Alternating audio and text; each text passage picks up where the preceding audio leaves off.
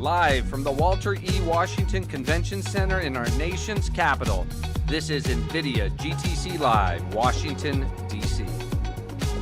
Over the next 3.5 hours, industry titans from a cross-section of the AI ecosystem will gather to share bold perspectives you won't hear anyplace else. And it all builds to the main event, Jensen Huang's first ever keynote address in Washington, D.C. A historic moment in a monumental city. Strap in. You don't want to miss a second. Nvidia GTC Live, Washington, D.C. starts now.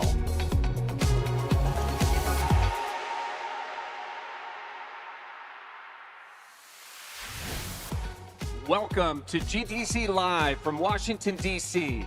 Over the next few hours, more than 5,000 guests will arrive to attend Nvidia CEO Jensen Huang's much-anticipated fall keynote address. Before that, we will welcome to our stage 20 guests from all over the world at the very top of the tech industry. That's right, Brad. They're here to discuss the state of AI, its role in business and science, and the exciting future that NVIDIA and their partners are building right now.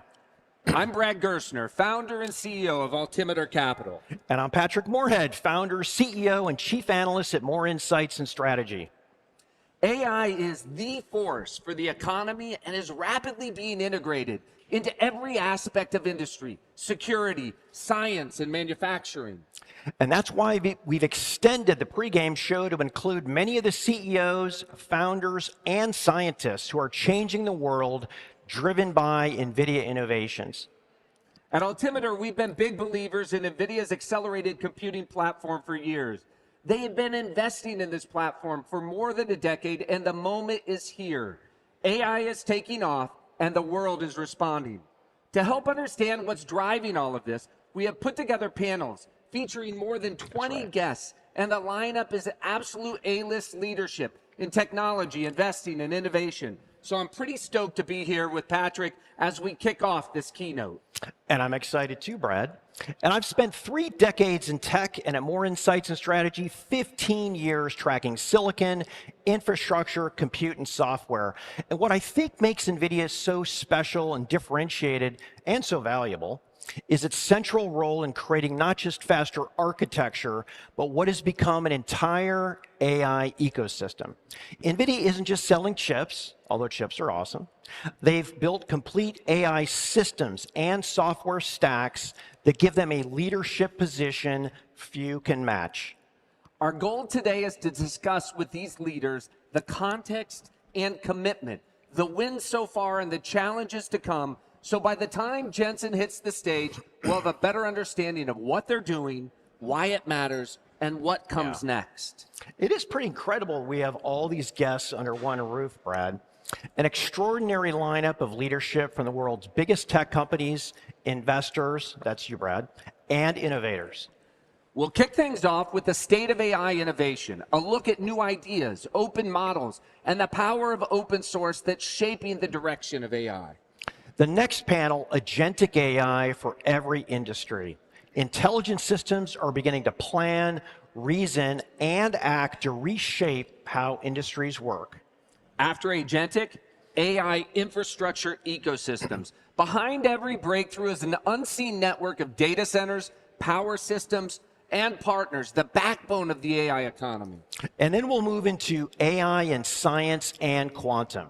In labs and research centers around the world, AI is becoming a core instrument of discovery. Now it's converging with quantum computing, where together they're redefining what's possible in simulation and design. And finally, an important discussion of AI in robotics and manufacturing. The boundary between digital intelligence and physical action is disappearing. Together, AI and robotics are re-industrializing America. This is NVIDIA's 4th pregame show. What began with a handful of the best in tech huddled in a small corner of the SAP Center has grown into this. 3.5 hours, 20+ guests in this massive space here in DC. It is pretty awesome. That kind of growth is just what you would expect from NVIDIA. No question. This is the place to be if you want to know where artificial intelligence is headed. The other place to be is on the floor, where CNBC's Christina Partsinevelos will be joining us throughout the day with even more guests. Christina, welcome to the show. Thank you, guys. I have to say, I am quite excited, not because I get to, learn a lot more about anything from quantum physics to agentic AI, but I get to come on the floor over here and really showcase what this event is about. You mentioned this being the 4th one this year. Can you imagine? It started in San Jose, went to Taipei, Taiwan, or I should say, sorry, Paris, and now DC. The difference with this one, yes, it's a little bit smaller, but doesn't mean that we're not going to make a lot of news. You're going to hear from CEOs, breaks the news. I would say just based off of the crowd, it's a little bit darker, a lot more people in suits. That's my only observation thus far, but it doesn't mean that it's not going to be as exciting. For example, what is it, 8:30 in the morning? I've already spoken to the Inflection AI CEO who demonstrated how atoms are staying in place, so just explaining the quantum computing.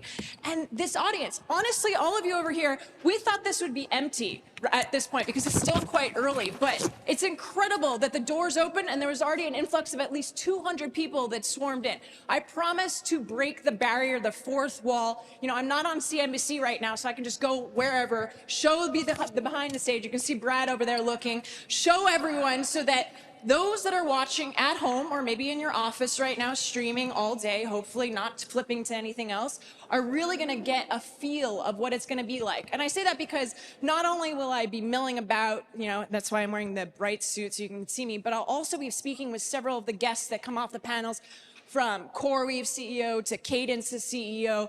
And we're going to get into the nitty-gritty details of not only what was discussed, but some other topical things at hand in today's day and age. But this is just an example. I would call it the red carpet, but NVIDIA likes to do things differently. That's why it's black. But overall, I promise we've got some juicy details throughout this entire show, and I'll be going back and forth with the guys throughout the morning, I should say, before the keynote at 12 p.m. Eastern. Brad, Pat? Thanks, Christina. I feel like we're full squawk box this morning. Well, we'll check in with you in a bit. In just a few years, CUDA has evolved from a programming toolkit into the backbone of the world's AI community. What began as a way for developers to tap into the power of NVIDIA's GPUs has become a global movement. That's right. Millions of engineers, research, and creators all use the same language of parallel computing to revolutionize AI and drive innovations in every field, from robotics and genomics to filmmaking and, of course, generative AI. And all of this is powered by NVIDIA's vision for accelerated computing. Let's take a look. You can literally access CUDA wherever you are, whoever you are. We've democratized high-performance computing as we know it. It is the reason why we believe this is the beginning of the age of AI. We now have the fundamental pillars necessary for us to advance artificial intelligence in a way that has never been conceived of before.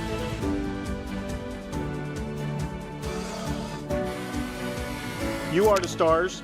This is a celebration of your science, of your work, and your innovations.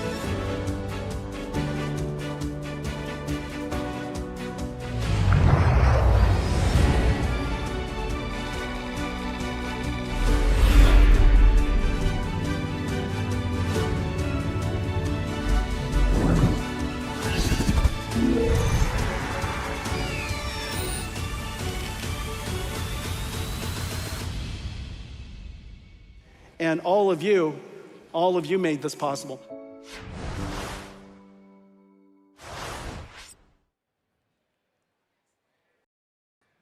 Behind every breakthrough in AI are the innovators and builders turning possibility into progress. From open models to agentic systems, they're accelerating the next wave of innovation across startups, labs, and markets. Joining us to explore the state of innovation, some of the best. Thomas Lafont, co-founder of Co2 Management. Sarah Gual, founder and managing partner at Conviction. Martin Casado, general partner at Andreessen Horowitz. And Naveen Chadha, managing partner at Mayfield. So Thomas, welcome. Co2 has been investing at the heart of America's super cycles, from the internet to cloud to social. Help us contextualize how AI stacks up and how you think of all this investing in the middle of all the bubble talk. Yeah, good morning, everyone. Really thrilled to be here and to be the warm-up show. So I know we have a lot of exciting content today. So look, I think that all of the investments have really kind of been focused on infrastructure. So I think when people talk about AI, obviously it starts with semis, it starts with power, it starts with the largest language models. I think, if you look at the private markets as an example, most of the value has been accrued at the infrastructure layer for the past kind of 5 or 10 years, let's say. But to me, what's most exciting about the moment that we're at right now is that we are seeing a lot of value be accrued at the application layer. And a new class of companies start to emerge in different verticals. So as an example, if you look at coding, Cursor has become an unbelievable breakout company, one of the fastest growing companies ever. Martin can talk about it as well. That's only enabled to make coding better because of the investments in infrastructure, right? So starting with Nvidia. But we're also seeing it in medical with open evidence. We're seeing it in legal with Harvey. So to me, one of the interesting moments that we're at right now is all of the investments in infrastructure have enabled apps to come through that are delivering real productivity gains, which I think then reinforces the belief that it's worth making these infrastructure investments because you can see the return from these applications. Well said. Martin, you're one of the legendary software investors in Silicon Valley. Satya was on my pod last year and made some news when he said, AI is potentially a real threat to software. That software may be this thin interface on top of this CRUD database. And so we've seen a lot of, I think, FUD there. Talk to us a little bit about how you expect software to change, what's winning, and what potentially loses in the age of AI. Yeah, so I think formal languages came out of natural languages for a reason. And that is natural languages, you can't actually describe what you want. Right. So we've always had kind of two stories of software, right? We have the low code, kind of drag and drop, and that is definitely being transformed by AI. I think that's going to look entirely different. But then we also have the very highly technical where there's actual trade-offs and you have to understand those trade-offs. And, you still need professional developers. If you actually look at AI, the primary use right now in development is professional developers. It isn't kind of casual, if you do it dollar weighted. And so, listen, I think we're in for a major transformation. I think we're going to see a lot more software than we had before. I think many more people will be able to develop than have ever been able to develop before. I think it's a great educational tool, but I don't believe it's going to get rid of software developers. I think this is very much a technical discipline where you have to understand the trade-offs to do it. And so, but I will say, I've been in software for 30 years, and this is the first time we were being disrupted, right? And so it definitely is putting us on our heels to try and understand what's going on. Yeah. Makes sense. Naveen, great to see you. Absolutely. So you made a bold prediction out there that knowledge workers will have what you're calling AI teammates, and that's a $6 trillion opportunity. And I don't know if that's by 2030 or what time frame this is. Can you tell us about what an AI teammate is and how it represents a massive way that we shift in our work? Absolutely. So our belief is AI is going to team up with humans to get us to superhuman level. And we are entering an era of collaborative intelligence. What's going to happen is AI will manifest itself in the form of teammates, which are nothing but digital companions that team up with us, not only to accelerate productivity, but augment our capabilities and amplify our creativity. If you look at globally, the knowledge worker spend is $30 trillion. So if AI takes 20% of the market, 5 years, 10 years, it's a $6 trillion opportunity. First time, we're not going after IT budgets. This spend is coming at teammate of the people spend for the knowledge workers, and same is going to be the case for physical AI. So we are extremely bullish. It's the same size as the IT market. Now it remains to be seen. Is it 5 years, 10 years? But it's going to happen. Let me ask a quick question to follow up to that. Is this deflationary at the end of the day, right? Does the $30 trillion market, because we're a lot more productive, right? So the idea is replacement, that 6 trillion will go from humans to machines, but might it also just offer some deflation to the economy, some productivity gains along the way? Absolutely. So I think in any new information technology market, there is displacement because productivity gains happen. There is some job loss, but in the long run, I'm an optimist. Humans come out as winners. The more productivity gains you get, the more cost savings you get, the more profits you create, you're going to hire people. By the way, only difference is basically they won't be doing mundane jobs. They'll be doing things that weren't possible before. And one example we talked about, the vibe coding, 30 million developers have been able to code. So creation has been limited in the form of company creation to 30 million people. Now with vibe coding, which is a teammate, 1 billion people can become creators, and it democratizes entrepreneurship, and we can't even figure out what people are going to do with this technology. So I'm very bullish. Short term, there'll be pain, but long run, the avenues are infinite on what gets created. It's a really important, we're in Washington, D.C., and at a time where I think there's a lot of confusion on Capitol Hill about the impact of AI. We have too many doomers running around talking about how it might shrink the economy, right? People are going to be displaced, jobs will be lost. It's important for all of us, and now everybody's going to come after us, to come here and educate really on the abundance to come. America cannot stay competitive unless we have our best innovators leading at the front, right? That starts with federal preemption on state laws and other things that can happen here in D.C. in order to accelerate AI. Sorry to interrupt. No, not at all. Listen, I'm a student of history, and what the history does show is with every major inflection in technology, whether that's engines, electricity, it has been replaced. Now this curve is dramatic, I think more dramatic than we've seen in the other ones. We do need to keep an eye out for it. Sarah, how are you? I'm great. Thanks for having me. Absolutely. So you're an AI-focused, AI-native shop, which is amazing, and a pretty good place to be right now. Let's talk about open. I'm curious about how does open drive, let's say, growth? I think we know where growth is, but things like national security, how the U.S. can win by adopting open. Okay, so I think there's two really important questions here. There's open as an open source, right? As an engineer, but even for everyone who isn't, like the foundational principle of open source is that if you allow more people to participate in innovation, you will get better ideas, you will get compounding innovation, and then importantly, you will open up the market at the layers above that innovation. Right, and so I think the idea of open source and open models in particular allows for more democratization at the application level, where more entrepreneurs can build things that get to actual end users. Thomas mentioned, Harvey and Law, open evidence in medicine, Cursor, Martine mentioned in engineering. We're like 1% of the way in, right? What about every other job and vertical? Where are the tools for that? And I think open innovation is going to allow for that.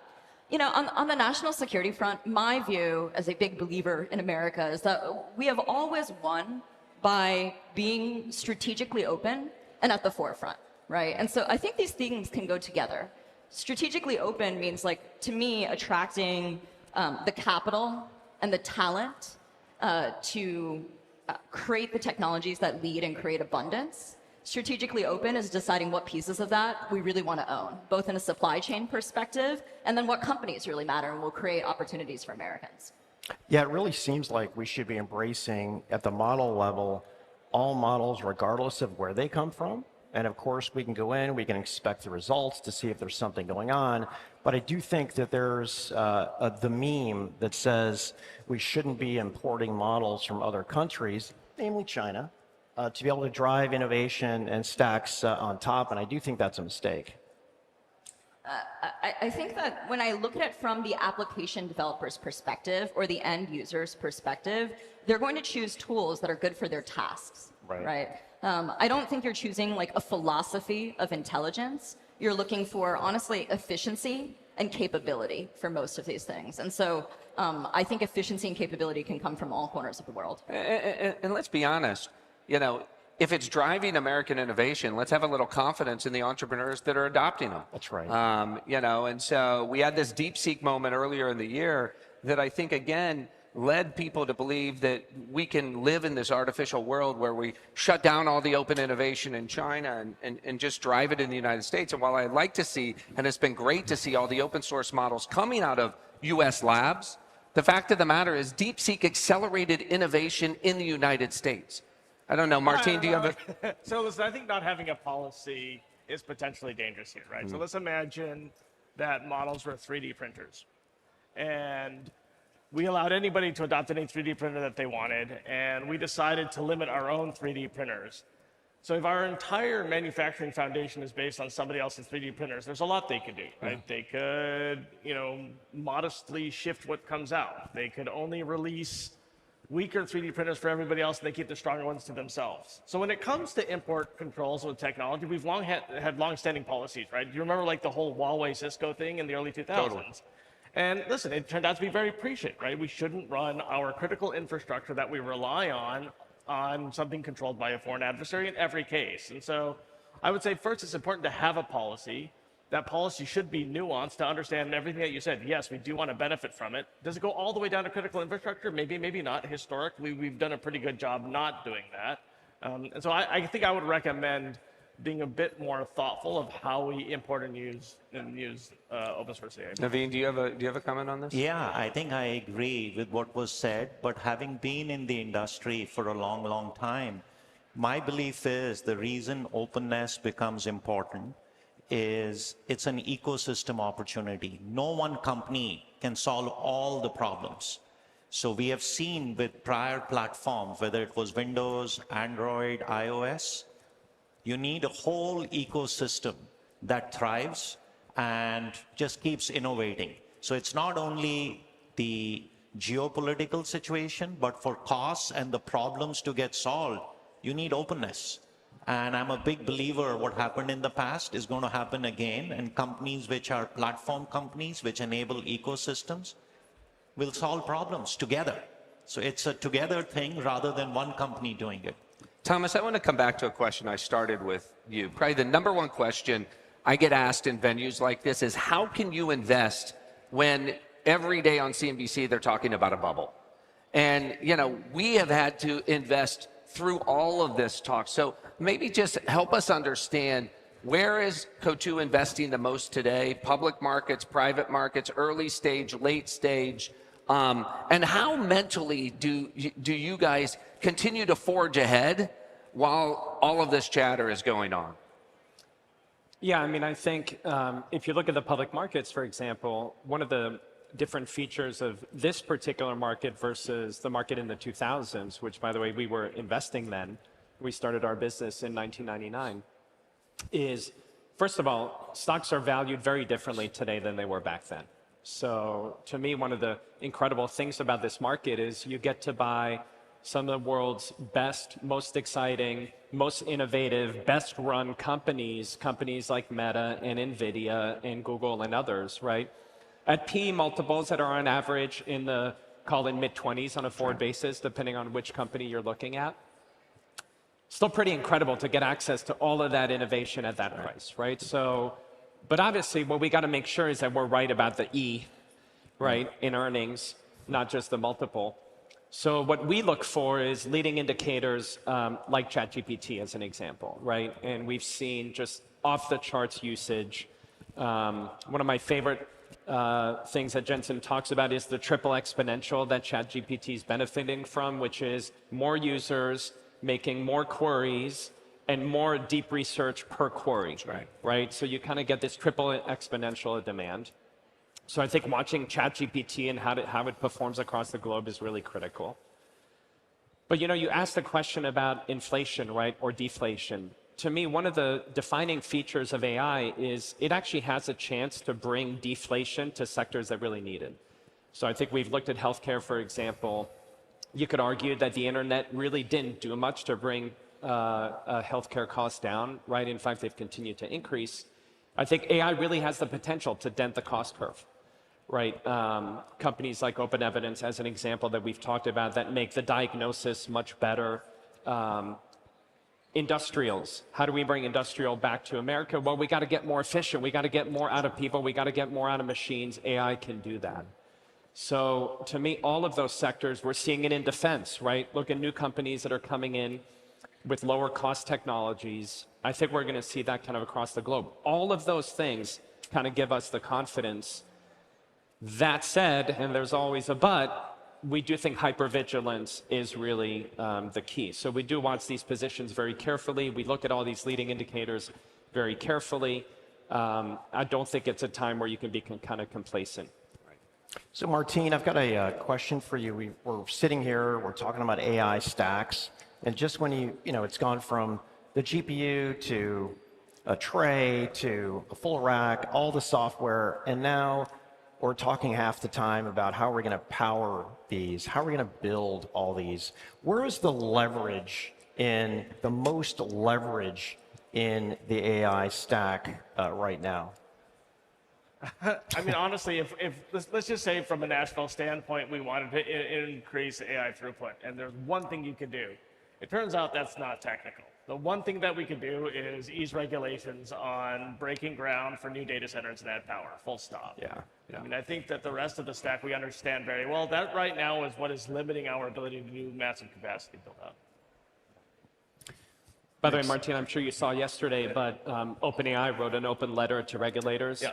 Probably worth kind of touching on today, right? But essentially calling for a Manhattan-like project, right, around power generation in this country, right? And looking at all of these options. And look, they called for 100 gigawatts per year, which is a massive number. But I think directionally they're correct, right? Chips need power, and to Martine's point, we need to invest in it.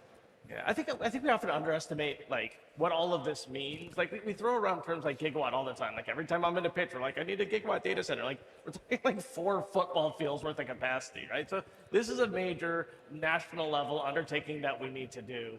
Definitely need public-private partnership and cooperation to do that. But if there's one thing that we can do, it'll be ease regulations on building out new data centers, especially power. I do think it's also worth noting that there are very few people who believe that America could not benefit from an updated grid. Yeah. Right. Every part of it, transmission, storage, new generation capacity, and that there's going to be a surplus to consumers from all of that if it's invested in. And so the fact that there are large buyers of that power that want to front the capex to that improvement in American infrastructure, I think is a really good thing. I mean, I think, Gurley and I did the pod from Diablo Canyon, the nuclear site in California, that fortunately, I mean, amazingly, they were talking about shutting down. It represents 12% of the clean energy, 12% of the total energy in California, vast majority of the clean energy in California. We've gotten that extended. But the reality is the site is situated for 4 new reactors, and we suggested on the pod that Meta, Google, OpenAI, Microsoft could all build their own reactor with a data center right next to it. Those are the type of out-of-box thinking that we need to have in the United States. There are 100 fission reactors under construction in China. Today in the United States, we have 0. That's right. Right? And if power is the primitive, if it's power in and tokens out, then we got to get really serious about power, and it all starts here in DC. Yeah, I would also say, right, we're in the golden era of the semiconductor industry. Beyond the GPU and accelerated computing, not only do you need these new supply of energy, but you can do amazing things on the power and cooling side with innovation that hasn't happened for 40, 50 years. So what goes onto the board with air cooling, liquid cooling, you can do amazing things. And at the end of the day, the voltage and the loss you end up getting. So there is just cutting edge companies being created that weren't happening 50 years back. So it's not only supply of energy, but it's being lost. Speaking of primitives, Martine, one of the primitives is data. Yeah. And, you have been one of the pioneers around the modern data stack, of course, Databricks being one of Andreessen's large investments. Yeah. Help us understand, is AI a threat to, data software companies, traditional database companies, the Snowflakes and the Databricks, or are these things essential ingredients, into superpowering AI? I mean, I think the best mental model for models is that they're data frozen in time. I mean, and you need a lot of machinery and plumbing to get data from the source, which tends to be the natural universe, to these models. And so if anything, it's been a dramatic accelerant. That said, you're seeing kind of a tale of two worlds, right? There's like the traditional analytics data stack, which is all structured and not very AI ready. And then there's the new stuff, which is you just kind of throw a bunch of data at the model and see what comes out at the other end. And so I would say, A, it's a massive accelerant. However, if you're working on data, you need to kind of catch the shifts that are going on because, listen, it's data used in a new way with different guarantees and different bounds. I have a related question here. So the GSIs have literally millions of employees, and typically what they do is they'll do digital transformation projects, but they'll also modernize, right? And today, modernize. Yeah. Let's say I'm going to take 27 instances of SAP and put it into one. Do you see a future with agents that would be able to do this? Because where a lot of the training comes from on those is from PDF files and training classes, almost like knowledge bases. Do you see agents as a potential driver to do that with software? I'll say that. I would actually love to hear Sarah's view on this. But here's my experience looking at a lot of companies adopting AI, which is, let's say 80% of your time is drudge work and 20% of your time is something else that actually involves agency, like knowing what the business needs or knowing what you want or knowing what the customer wants or whatever it is. AI is pretty good with the 80%. It's horrific at the 20%. Yeah. It just really is. And this doesn't matter what it is. So sure, you can do document processing. But my experience over time is, the AI will come, make you more productive on the stuff and be able to focus on the stuff that really matters, and it will increase productivity. And I think we tend to conflate this with things like job loss. We're coming out of 2021, which is this kind of crazy time where you've seen like a massive compression on value, and there's retooling and skill sets. Like the AI companies I sit on the boards of are hiring like crazy. If that isn't an indication that you need people and not AI, I don't know what is, right? And so listen, clearly there's a shift in skill that's happening. That's very important for us. Clearly, there's some kind of macro stuff going on, but my view is these things, yes, will take the drudge work to your question, but they will drive human productivity, not replace it. I mean, I think that's such an important point. Again, I was on Capitol Hill yesterday having some of these conversations. There was news yesterday that Amazon is having, a major riff. And of course, the question was, is AI causing them to lay off all these folks? And what I reminded them of is coming out of 22, which we described as the age of excess, right? In COVID, companies were hiring like mad. They thought everybody was going to stay home. Getting flatter and getting leaner and getting fitter, right, was important. It had nothing to do with AI. The most dangerous thing about AI, in my opinion, is that it's an excuse to do slimming, not that it's actually changing productivity. Right. So I think it's important, that Amazon came out this morning and said, while we are going to get leaner in order to get more competitive, it's so that we can hire more people and double down on our bet in AI. One of the things I want to come back to, we talk a lot about Anthropic and OpenAI, two companies that, don't get nearly as much airtime when it comes to models, X.AI and what they're doing around physical intelligence, and then Meta. And, I think there was some, commentary yesterday about, Meta was kind of a surprise how little they accomplished on the model front over the course of last year, given their focus. So, Thomas, Sarah, I would love for you guys to talk to us a little bit about the other models that exist out there. Were you surprised that Meta didn't have a bigger impact with Llama 4? And where do you think, the next wave comes from on X.AI, given, that Elon's out there teasing that he may be the first to AGI? Yeah, maybe I'll talk Meta and then I'll listen to Sarah on the next generation. I think when we talk about Meta and AI, there's a couple just to kind of level set, right? And the first thing is LLMs are broadly not in use at Meta today. Right. So if you think about the family of apps from Big Blue to WhatsApp to Instagram and Threads, LLMs functionally outside of small features and threads are not in use today. So I don't think that the bet that Zuck is doing is about, frankly, today, or might not even be about winning the desktop agent war, right? Let's even presume that maybe ChatGPT has kind of won that battle. So why is he choosing to invest so aggressively?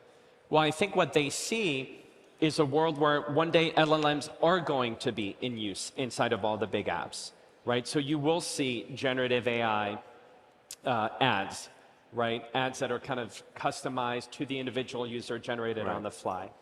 So we are going to see tremendously more LLMs in use inside of those apps, and they probably want to make sure that that's run on their technology, not someone else's.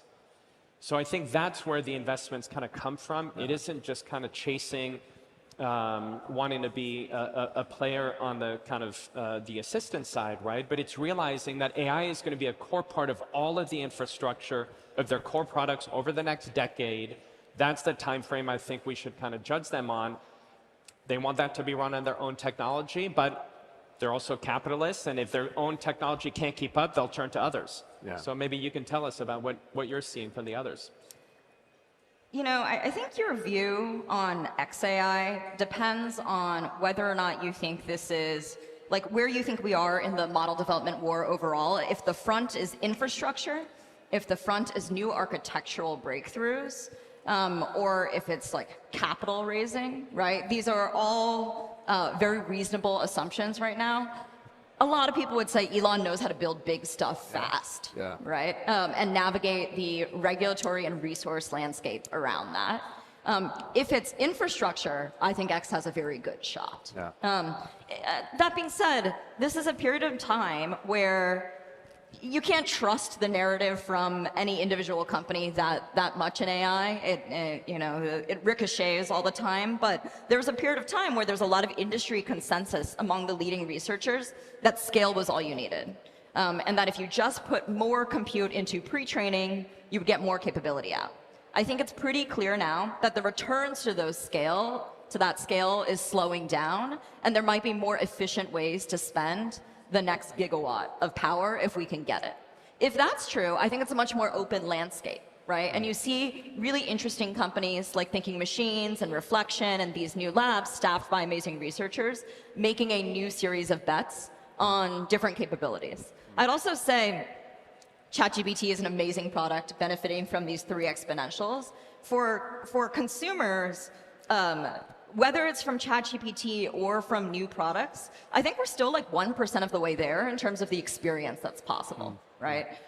There's still, like, we're at the very beginning of multimodality, figuring out how to make reasoning like cheap and efficient so people actually use it. Very few people use the latest models from OpenAI all the time or from any other vendor.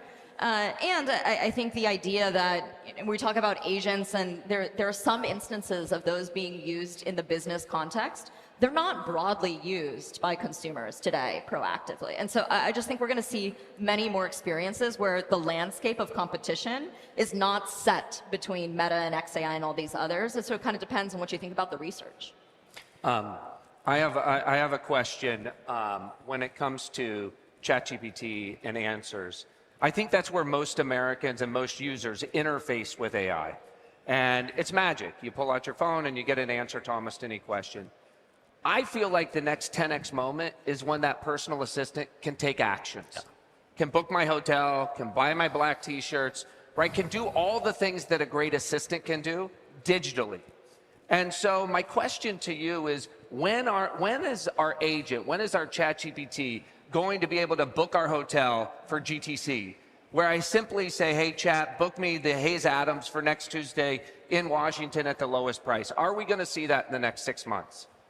I think 6 months is tough, but it's just, we're going to blink and it's going to happen, because that's the power of these models, right? Like, not only can they reason, plan, but they have to take action. But there's some missing things on the integration side. No science problems. These are all edge problems, and it's just around the corner. And it is happening in the enterprise first, because you can do manual work, you can do integrations. So we are seeing a lot of cases where some of these things are able to complete the loop and take action and take it all the way. It is going to happen, because at the end, as I said, we're going to have multiple teammates. We are seeing it in sales, we are seeing it in legal, we are seeing it in coding. In the enterprise, it's going to happen in consumer. I mean, Brad, to me, the most powerful leap will be when it's not just executing the idea, but when it's actually generating new ideas for you. Yeah. And I think the Pulse product from ChatGPT is kind of a window into that. So that's going to be the really exciting part. Well, we were lucky to have you guys. For everybody in the audience, for the absolute best in venture and now leading the charge in AI. It was a thrill to have you guys here. What a great start to the show. And I think what we're going to do is throw it over to Christina and see what she's finding out there on the floor. I'm going to turn to an expert and learn more about healthcare. And I'm going to start with Diogo Rao from Eli Lilly, Chief Information and Digital Officer.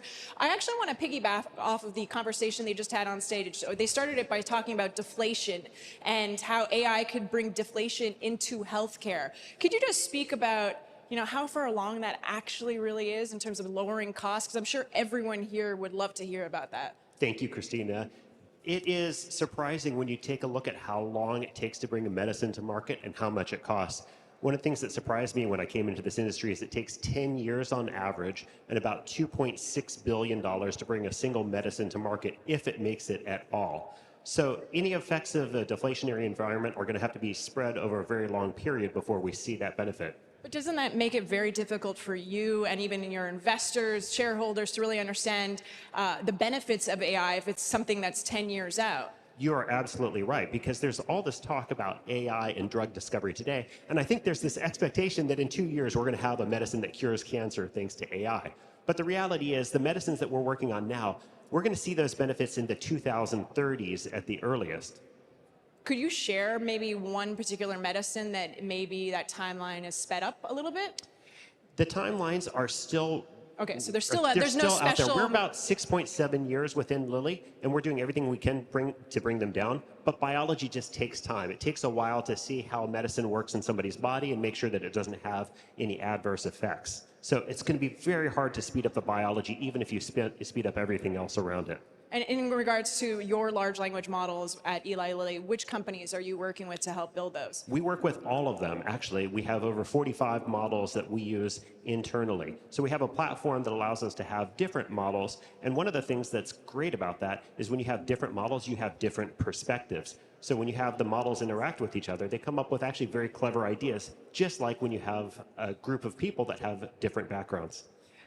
We were talking backstage, and one of the things you brought up is that you didn't really have experience in life sciences about 4.5 years ago. And you're a techie because you came from Apple. You helped with the Apple stores, the tech, and the retail and online, correct? So how does that translate to Eli Lilly now, 4.5 years in? Yes, that experience. I still consider myself a tech guy, even though I don't get to dress like a tech guy every day. I have to point out, you're wearing jeans right now. You're not wearing a suit, even though there's a lot of suits here. We are in DC, so we'll give everybody credit for that. By the way, that's the first thing that I did when I went into the pharmaceutical industry was to change the attire. So like my whole tech team now, they all wear jeans. But really the thing that I noticed the most when I got there is I came from a world where Apple and companies like Apple put the user at the center of everything they do.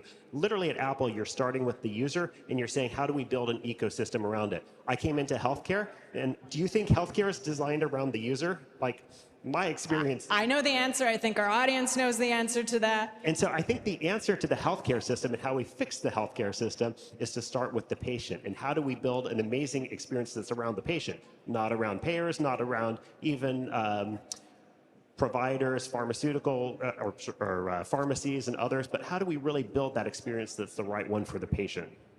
But then what about patient safety? Because I know that's a major concern. And when we talk about AI, there's some hesitation with some healthcare providers, maybe not to, provide the AI at the patient level because of those fears. So how do you mitigate that? Well, patient safety is one of the most important things in medicine. Every single medicine company that's out there, they do incredible things to protect patient safety for everything through their trials. So it should be no surprise that patient safety is a core thing that we think about when it comes to data. And so we're not going to do anything bad with data. But at the same time... Says every company. Says every company, but I think you can believe some companies more than others. And I would generally trust companies that are in this industry and really care about patient data. But I think at the same time, we're missing a lot of data that AI could be taking advantage of. I've got a watch on here right now. Very few clinical trials take into account how much walking I'm actually doing, for example, or how much activity I have. Instead, they depend on patient-reported outcomes, like how do you feel today, or other things like that. there's so much opportunity to bring more data and more AI into our clinical trials and hopefully develop better medicines. You just mentioned data, and that will be my last question in regards to the data that you're sharing with biotech firms. So you're opening up some of your models, right? About 17 to 19 of them. So how does that work? Like they get to use your models, but then you get some of their data. So it's like, it's a freemium model almost in a way? Well, here's the interesting thing that I never thought about until I got here, which is we've got so much data, millions of molecules that are really well described. Most of those molecules, almost all of them, don't work. But if you're going to train an AI model, you need the things that don't work. Everything that's published out there, if you go to public data sets, are all the molecules that do work. And so what you really need is a lot of stuff that isn't actually good and helpful. So we've got tons of data, but we've never figured out how to make it available to the rest of the biotech ecosystem. Now with federated learning, the concept of sharing your data in such a way that you train a model while keeping the core data, the source data private, you don't have to give away your trade secrets. And that's what we're doing with biotechs. Right. So we're able to build a model together without exposing our data. And that's an actually excellent way to end, right? Yes. All about patient safety, not and sharing data. Diogo, thank you so much for being very honest Christina. about the timeline, too. I appreciate that. Guys, I'll send it back over to you. Thanks, Christina. We'll check in with you in a bit. You know, when people talk about winning the AI race, it's not just about faster chips or bigger models. It's about scale and deploying the American technology stack across the world. That's right, Brad. From semiconductors to frameworks, from the cloud to the developers who built it, I believe America is currently winning that race. And that dominance in AI is really fueling a new era where millions of AI agents will exist to help us in every part of business and in life. So let's take a look at all the possibilities.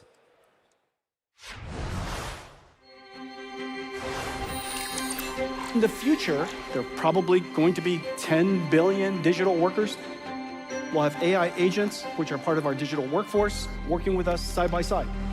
AI agents will be everywhere. How they run will be fundamentally different.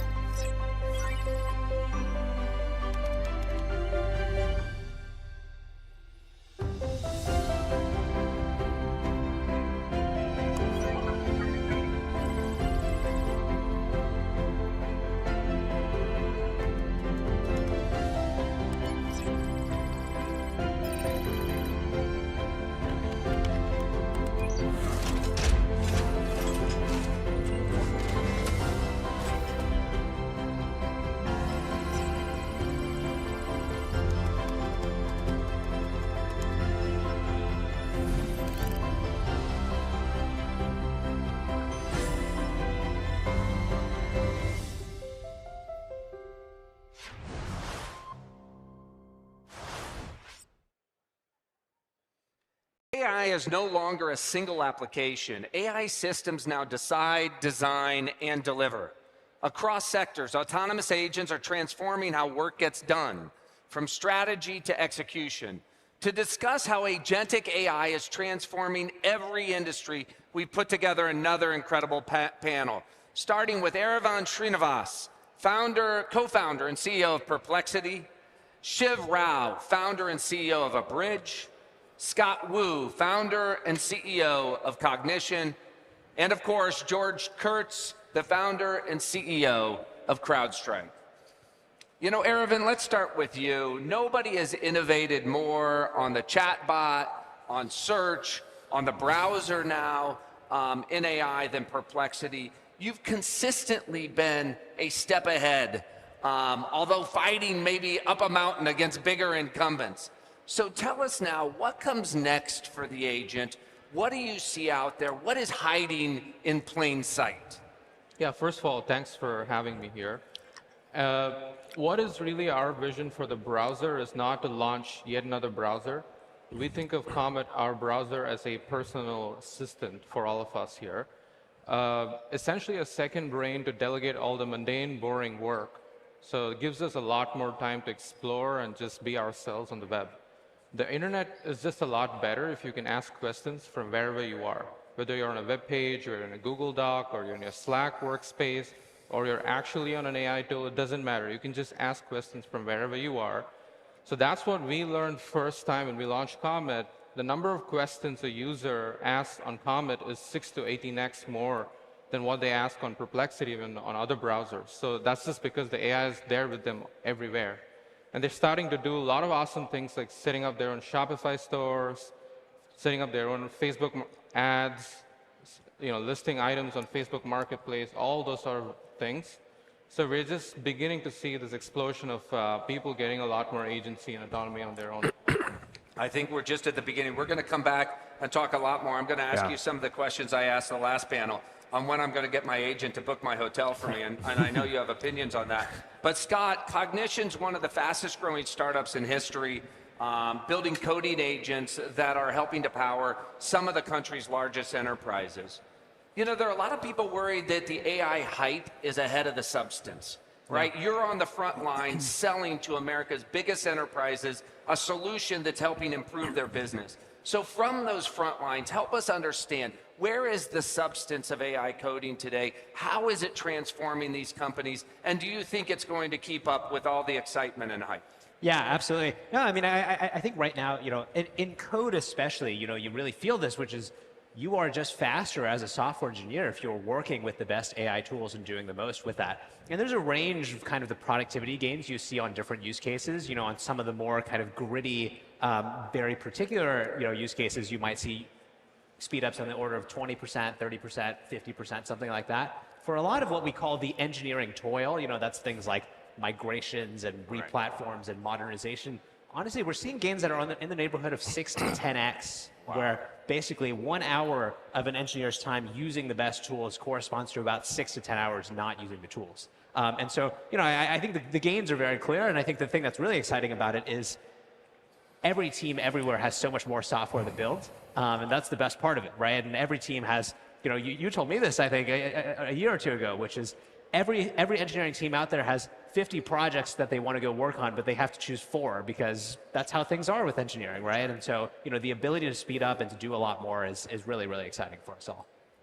So Shiv, I was fortunate enough to spend 10 years on the board of Austin's largest hospital. And I was the tech guy coming in, and man, it was like time stood still. Things were slow, getting paid for things. If there was a box sitting in the hallway, you would get JCO to come after you. I'm curious though, with all those pressures inside of our healthcare systems, how is AI putting the patient in front of the line here? Because sometimes that gets overlooked in the bureaucracy. Yeah, absolutely.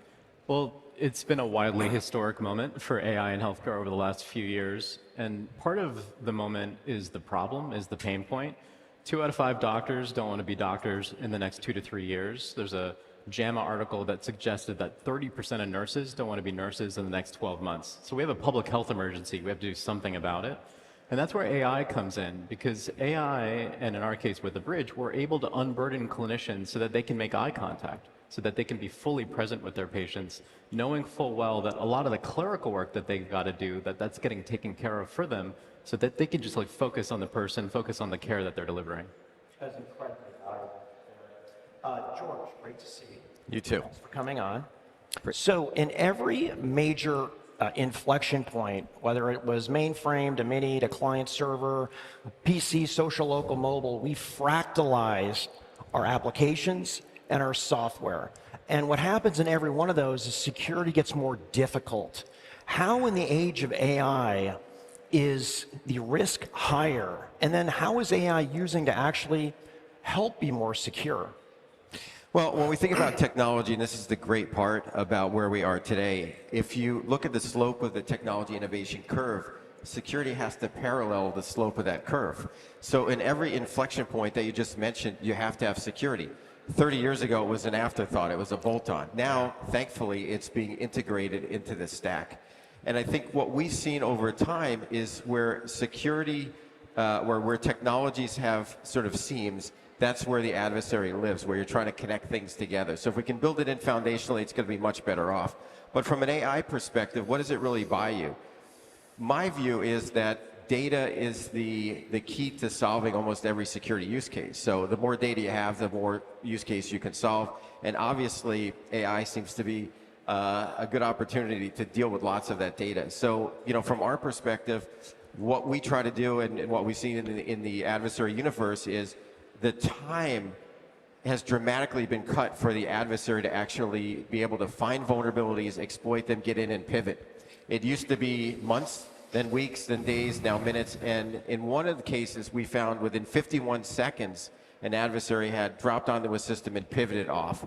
So the only way you're going to keep up with that is the automated SOC, the AI native SOC, where you're driving AI agents doing the work of a security analyst that cannot keep up with the threats.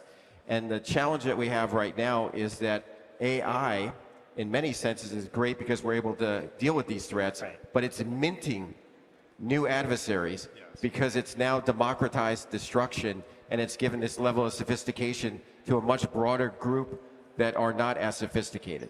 So George, I'll call it the value chain of security threats goes all the way from a $5 IoT endpoint to the hyperscaler data center and everything in between. Yeah. I'm curious, is there a central place that we can secure everything, or do you need to have these every step, every link, let's call it confidential computing?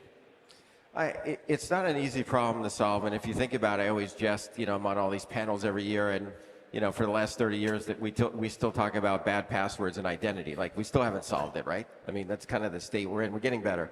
But you have to look at where compute happens. Obviously, cloud is a big element, but now with AI, it's being pushed more to the edge. It was at the edge, and it's in the cloud, and it goes back and forth. Now it's all over the place. So from my perspective, you've got to apply the right security technologies to each of those technologies, and then you got to connect the dots across them. There isn't one magic bullet that's out there. There isn't one company. There isn't one technology that can secure everything. So it's using the right security for the right technologies at the right time. Shiv, when you think about, I love your story, right? A cardiologist by day, and leveraging AI agents to solve healthcare problems by night. Today, it's about translating those doctor-patient conversations into the health record. But when you look ahead and think agentically, where is AI going to have the most impact on your practice? What are you most excited about as the next step for a bridge and what's happening out there? Yeah, absolutely. I think a big part of our thesis is that in the next 5 to 10 years, we're not going to be able to fully automate a doctor or a nurse. Yes. And if we're not fully automating them, then the conversations that they're having with their patients are really upstream of so many of the workflows that happen in healthcare. So if I see a patient in clinic, I'm without this technology, my back turned to them, I'm not really paying attention to them, I'm typing the whole time, I'm not really making eye contact, I'm not being present. With this technology, I'm fully focused on them, my documentation's getting done for me. But also in this country, but around the world, we're not, as clinicians, compensated for the care that we deliver, we're compensated for the care that we documented that we deliver. Yeah. So essentially, these notes are bills in healthcare. And being able to generate the note the right way, in the most compliant way that checks off all the boxes for those billing and coding experts, as they call them, means that you can keep the lights on for the health system. Now you can start to remove any amount of waste in the system that is basically taken up by inefficient offshore services. Go ahead. Scott, the meme out there is that developer tools are going to mean that we don't need any developers anymore. And, it's funny, if you go back to the old days, machine language to COBOL, once COBOL showed up, it was, we're not going to need any more developers.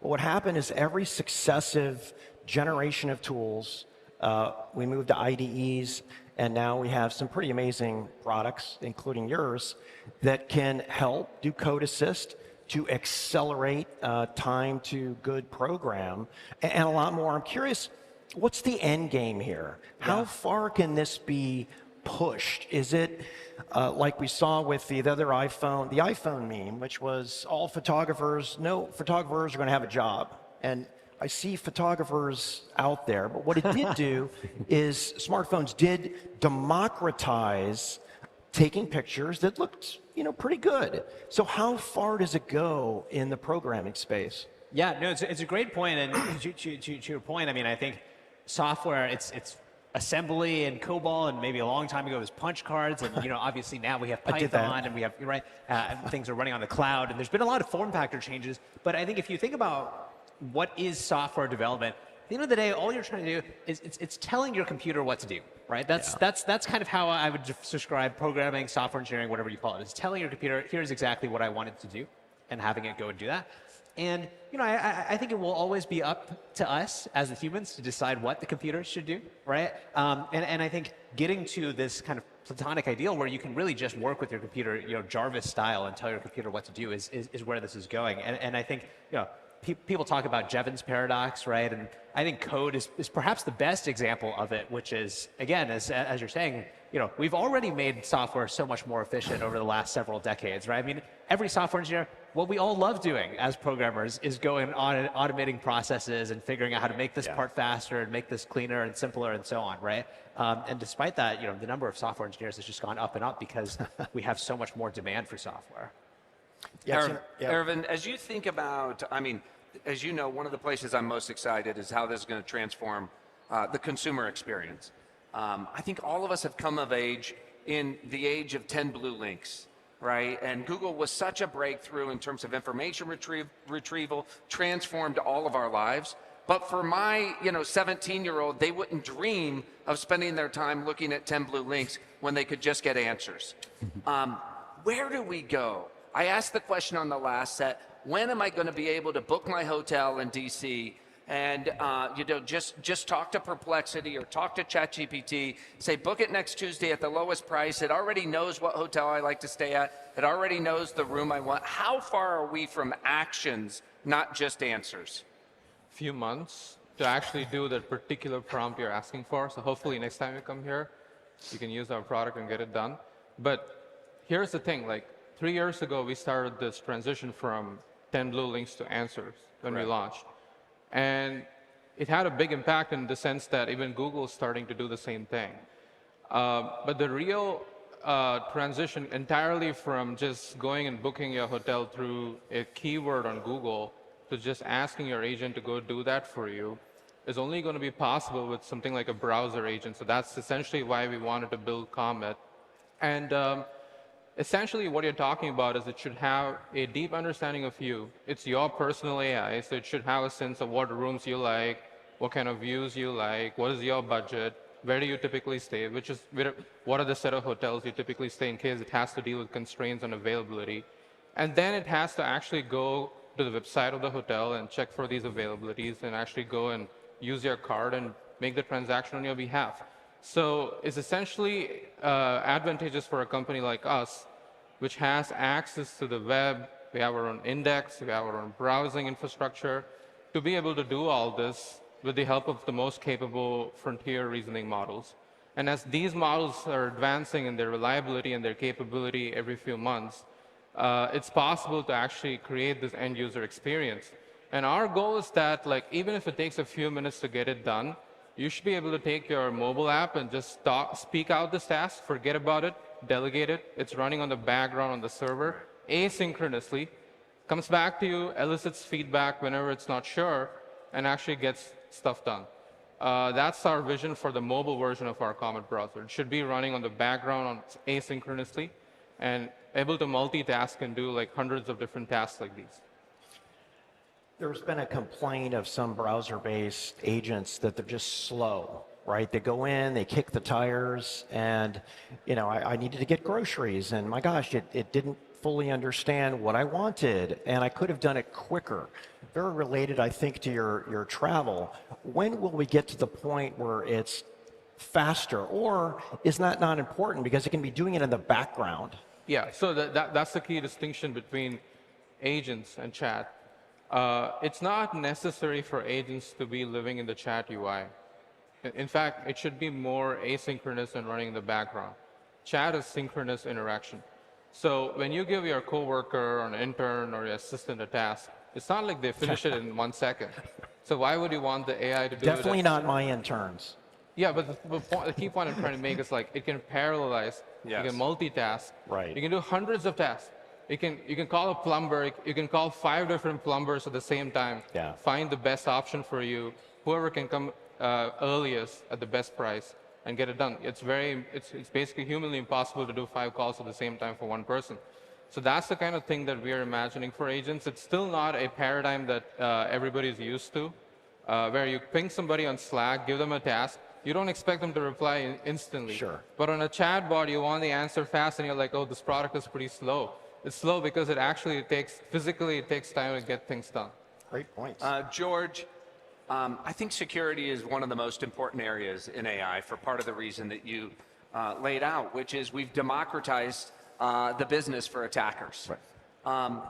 2 questions. Number 1, if data really is kind of the primitive to AI being able to help defend, then does this mean that advantage goes to the security companies that are at the largest scale, that have access to the most data? So I've heard your company, I've heard Palo Alto talk about platform systems now increasing advantages of scale. And then the second question, I think, is if you're a startup, we're an investor in Expo, which is, build an AI hacker to help companies offensively try to get ahead of this.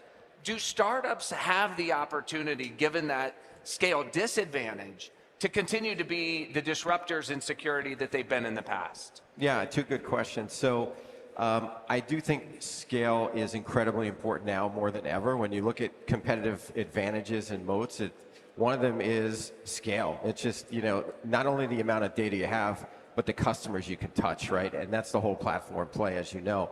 I think from a data perspective, there's a lot talked about, well, we collect data or they collect data.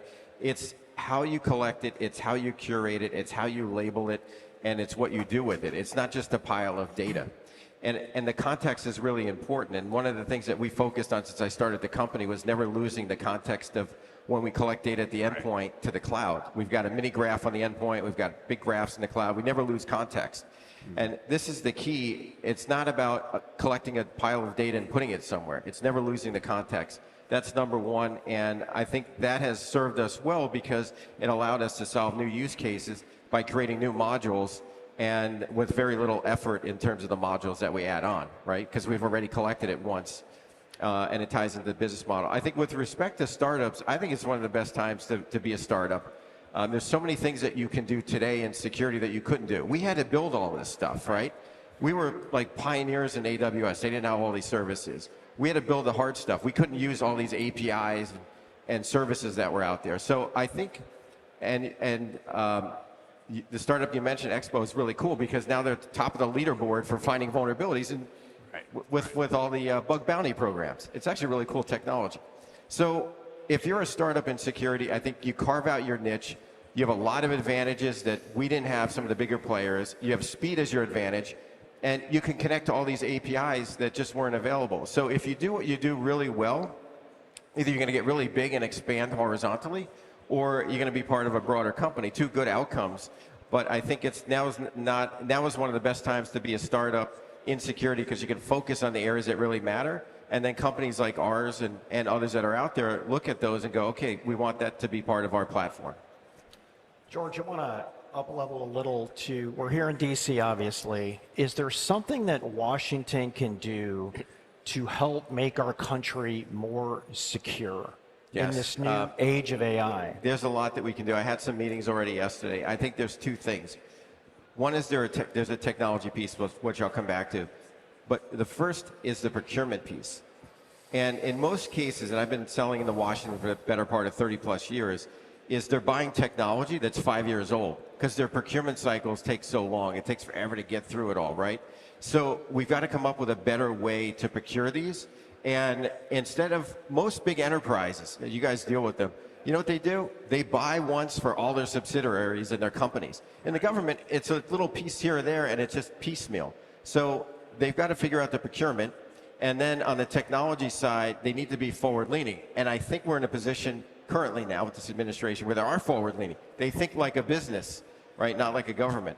And the key is they need to be implementing the agentic SOC. They need to be pioneering areas that haven't been done before with companies like ours and others to drive automation and implement technology that's, future for the next X number of years, not technology from the last 5 years. So if you combine speed of procurement with the ability to deploy technologies and partner, public-private partnership, I think we can get to what I would call security AGI. This is my goal. How do we get to security AGI, and how do we create the autonomous SOC?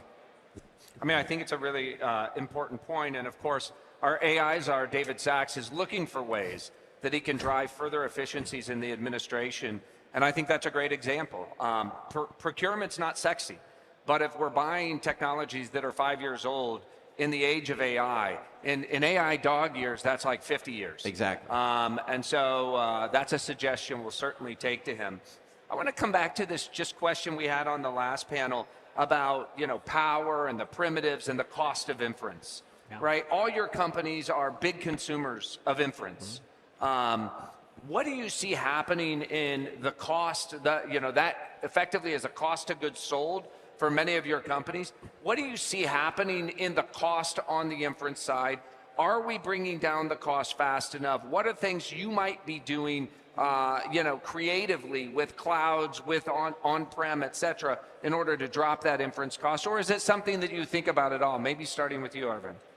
Yeah, so I think like a lot of people predicted the costs would roughly half every 3 months or something like that. I don't know if that trend is still continuing. Costs will continue to drop as good models continue to emerge.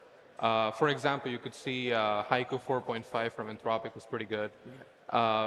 What we are doing is driving a lot of our own inference workloads.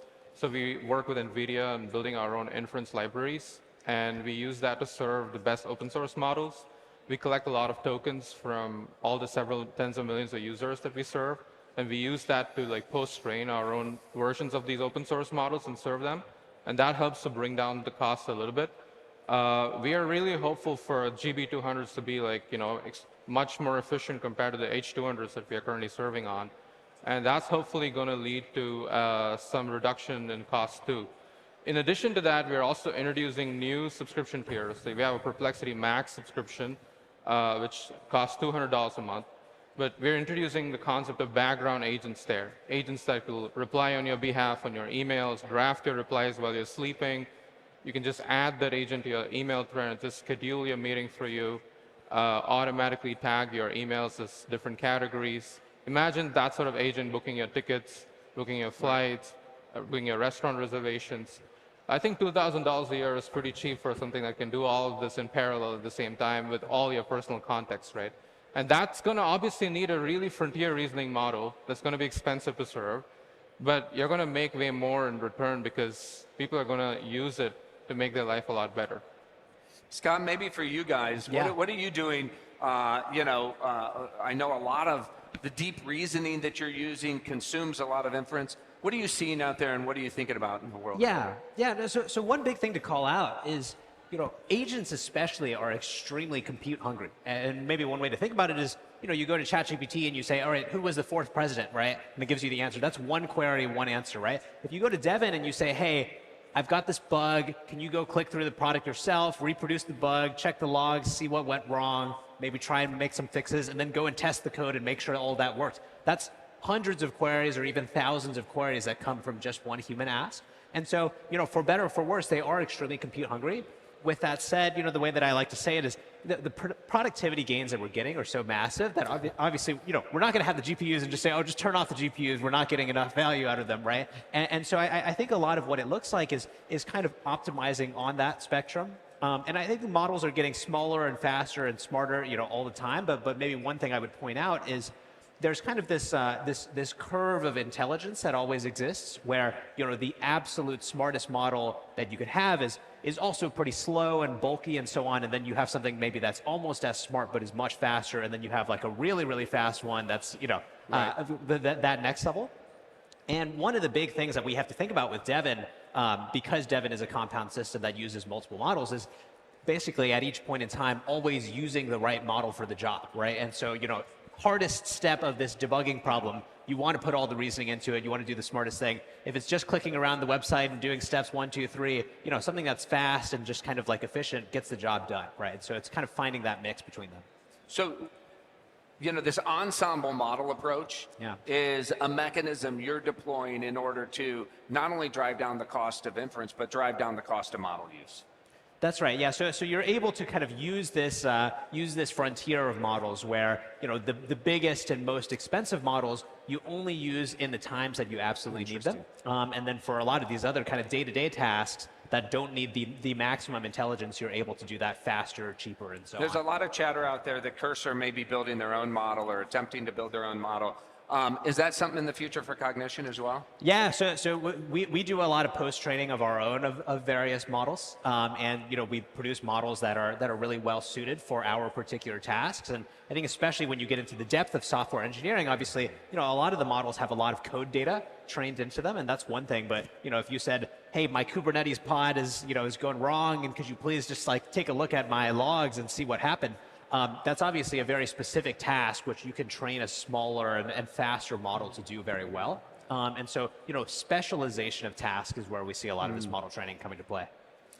So Shiv, I mean, healthcare, the expenditures are massive, but there's so much pressure. How does the cost of inference impact you and what you're doing at a bridge? Yeah, it's a similar playbook for us. We're live in over 200 of the largest health systems in the country. We're touching well over 70 million patients, every year. And we're going really, really deep on a very narrow use case, but it allows us to get a lot of edits from users on a daily basis. So our playbooks are similar in the sense that we might hit a model maybe 19 times, let's say 20 times, to create one set of outputs for any given doctor-patient encounter. If all of those hits were to an off-the-shelf commercial model, we'd be out of business, obviously. And so much of our playbook is around distillation, it's around open models, it's around fine-tuning, and it's around post-training. And so being able to even create that feedback loop in healthcare is easier said than done because of obviously privacy and security being so important. This information is sacrosanct. So a lot of what we have to do is build pipelines that allow us to de-identify data, then certify that we've done it the right way, and then build the systems that allow our models to continually improve with every single encounter across the country. Aravind, I'm going to give you just a softball question. Just kidding. So there's been talk about agentic systems replacing operating systems. We've heard Meta talk about it. I've heard Qualcomm talk about it. Anybody with a headset as well, an XR headset. What is the odds or the chances that this could become a reality? So could you repeat that? Sorry. Yeah, so essentially instead of having a full-blown operating system like we have with Windows, iOS, it's an agentic system replacing it. Yeah, so the way we think about it is the browser, one of the reasons we decided to work on a browser is there's no other way to ship a personal agent on the phone. Because the phone, there's only two operating systems that you can have on your phone. It's either iOS or Android. And while Android might appear like an open operating system, technically it's not, because what actually gets shipped on the device is controlled by Google. So the browser lets you access third-party apps without actually having to do that at the OS level on the phone. We think cracking that problem is way more important than going out and building a new hardware, because your new hardware should still connect to your phone via Bluetooth, and you're still controlled by all the permissions that your OS on your phone lets you do. I appreciate that. Yeah, Johnny Ive is working on that. It's OpenAI right now. It's not necessarily a device like this, but who knows? Is it a headset? Is it a pair of goggles? By the way, I'm really bullish on other hardware. Like the glasses are a really amazing form factor to just visually see things and ask questions based on what you see. That totally breaks the interaction mode of just asking things from a stream of text. At the same time, I feel like access to the web, access to browsing, access to tools, these are not going away. So you've got to work on problems that are hardware agnostic as a software company. Makes sense, browser based. Well, I would say we could sit here and spend another 30 minutes. Some big news this morning out of OpenAI, Microsoft, what they're going to do in healthcare. So I know you guys need to get off set and to pay attention to the stuff going on in the world, but it's been great to have you here. Thanks for spending time with us. And let's continue the conversation on the floor. So in the meantime, let's go back to CNBC's Christina Partsinevelos on the floor with another amazing guest. Yes, one amazing guest, Mike Contractor, the face, founder, chairman of CoreWeave, one of the 3 founders, I should say. Mike, we've been talking for quite a bit, and there's so much I want to share with our audience, but could you speak to just the relationship with the government? And we're talking about these build-outs here. You guys are clearly building out a lot of data centers. How is that relationship changing, even now and in the near term? Yeah, so CoreWeave has been building the physical infrastructure as well as the software stack for the most demanding, most sophisticated consumers of accelerated compute in the world. And we are relied upon by the labs to deliver that infrastructure. And we're incredibly excited to be able to deliver that infrastructure to the government, to the federal government, the state government, the local governments that are going to need to access this infrastructure as they continue to integrate AI into every aspect from, across society, through defense, through security. And we just really think that a purpose-built stack like the one we have is going to be incredibly productive for the government, and we're excited to build that business. Do you feel like you need more support, more help? We were talking about public-private partnerships. Getting the picks and shovels in the ground has really been an issue. Power has also been an issue. You are facing all of those issues. So how do you mitigate that when you're promising to build out 2 gigawatts here at Project Horizon in West Texas? How do you deal with that? The challenges of building this infrastructure at the size and scale and speed are material. The government's role for us is to help us facilitate the permitting process. The role for them is to understand that this infrastructure is of national importance, national security, national priority, and to be able to support us as we continue to do that, whether it's through public partnerships, whether it's through tax abatements. We need to build this stuff, and we need to be able to tap into the capital markets to raise the money to be able to build this stuff at a speed that has really never been contemplated before. And so it's a really important role that government comes in and supports CoreWeave and supports other companies that are driving the infrastructure that the country and really the world needs to be able to allow artificial intelligence to achieve its potential. You actually just mentioned tapping capital, and that seems to be a constant theme, right? How levered CoreWeave is. And you just recently announced this partnership with a Paris AI startup, backed by Nvidia, Poolside, and the goal is to provide 40,000 GPUs. How is the debt going to, how are you going to build that out? Because that requires a lot of upfront CapEx, a lot of spending. We've been the tip of the spear in many ways in building debt structures that allow us to go out, find a client, structure payment from the client, go out into the debt markets, buy the infrastructure, build it, and ensure that our payment or repayment of the loans occurs within the 4 walls of the contract. During the 5 years or 7 years that we go ahead and we contract for, we're able to pay for the infrastructure, pay for the OpEx, drive a return to our company, reinvest in the R&D associated with building the next generation of technology. And it's been incredibly accretive to our company. We've been pushing this debt structure out into the market because we think that this is the way you build large-scale infrastructure over time. We're excited about it. Poolside is a great client. We're really excited about them as an offtake for our compute. We're really excited as them as a partner as we continue to build physical infrastructure and data centers with them. But building over time, you're signing leases for some of these data centers for 15 years, and then there's concerns that the customer contracts are much shorter, so that leaves a gap. How are you dealing with that gap? Yeah, you're correct, right? Like there is a timing mismatch between the current contracts. But the truth of the matter is the world's going to continue to need compute. They're going to need the data center infrastructure. And as a company that has been built on our ability to quickly respond to the demands of the computing infrastructure globally, we need to have access to those data centers to be able to serve the needs of our clients. We will continue to do that. We will continue to build the infrastructure. We're really excited about it. We think it's an appropriate risk for us to have. And I guess we should just end on that because it was a nice positive note. Mike?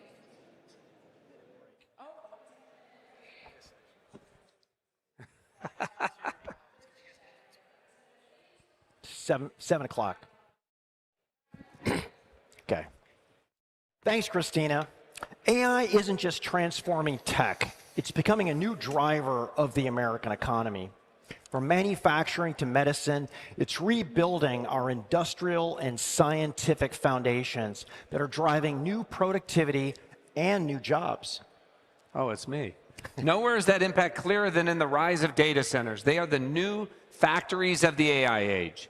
Here's how this wave of innovation is fueling record growth across the U.S.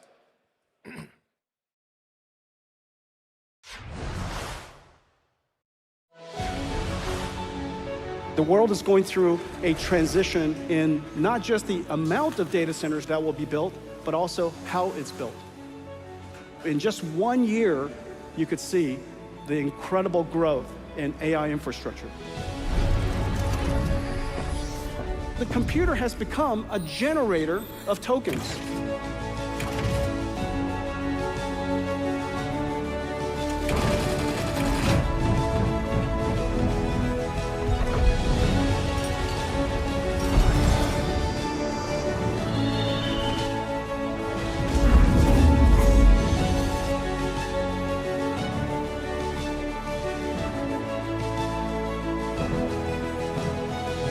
I've said before that I expect data center build out to reach $1 trillion, and I am fairly certain we're going to reach that very soon.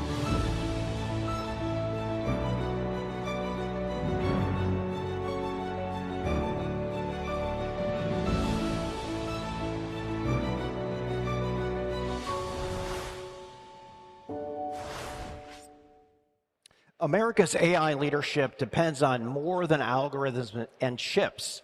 All those are awesome. It runs on infrastructure. Data centers, power grids, supply chains are becoming the backbone of intelligence, the foundation of a national strategy for innovation. Even when we assume we need, let's say, 1,000x more, and there's forecasts that go up to 1,000,000 times more, the build out is tremendous.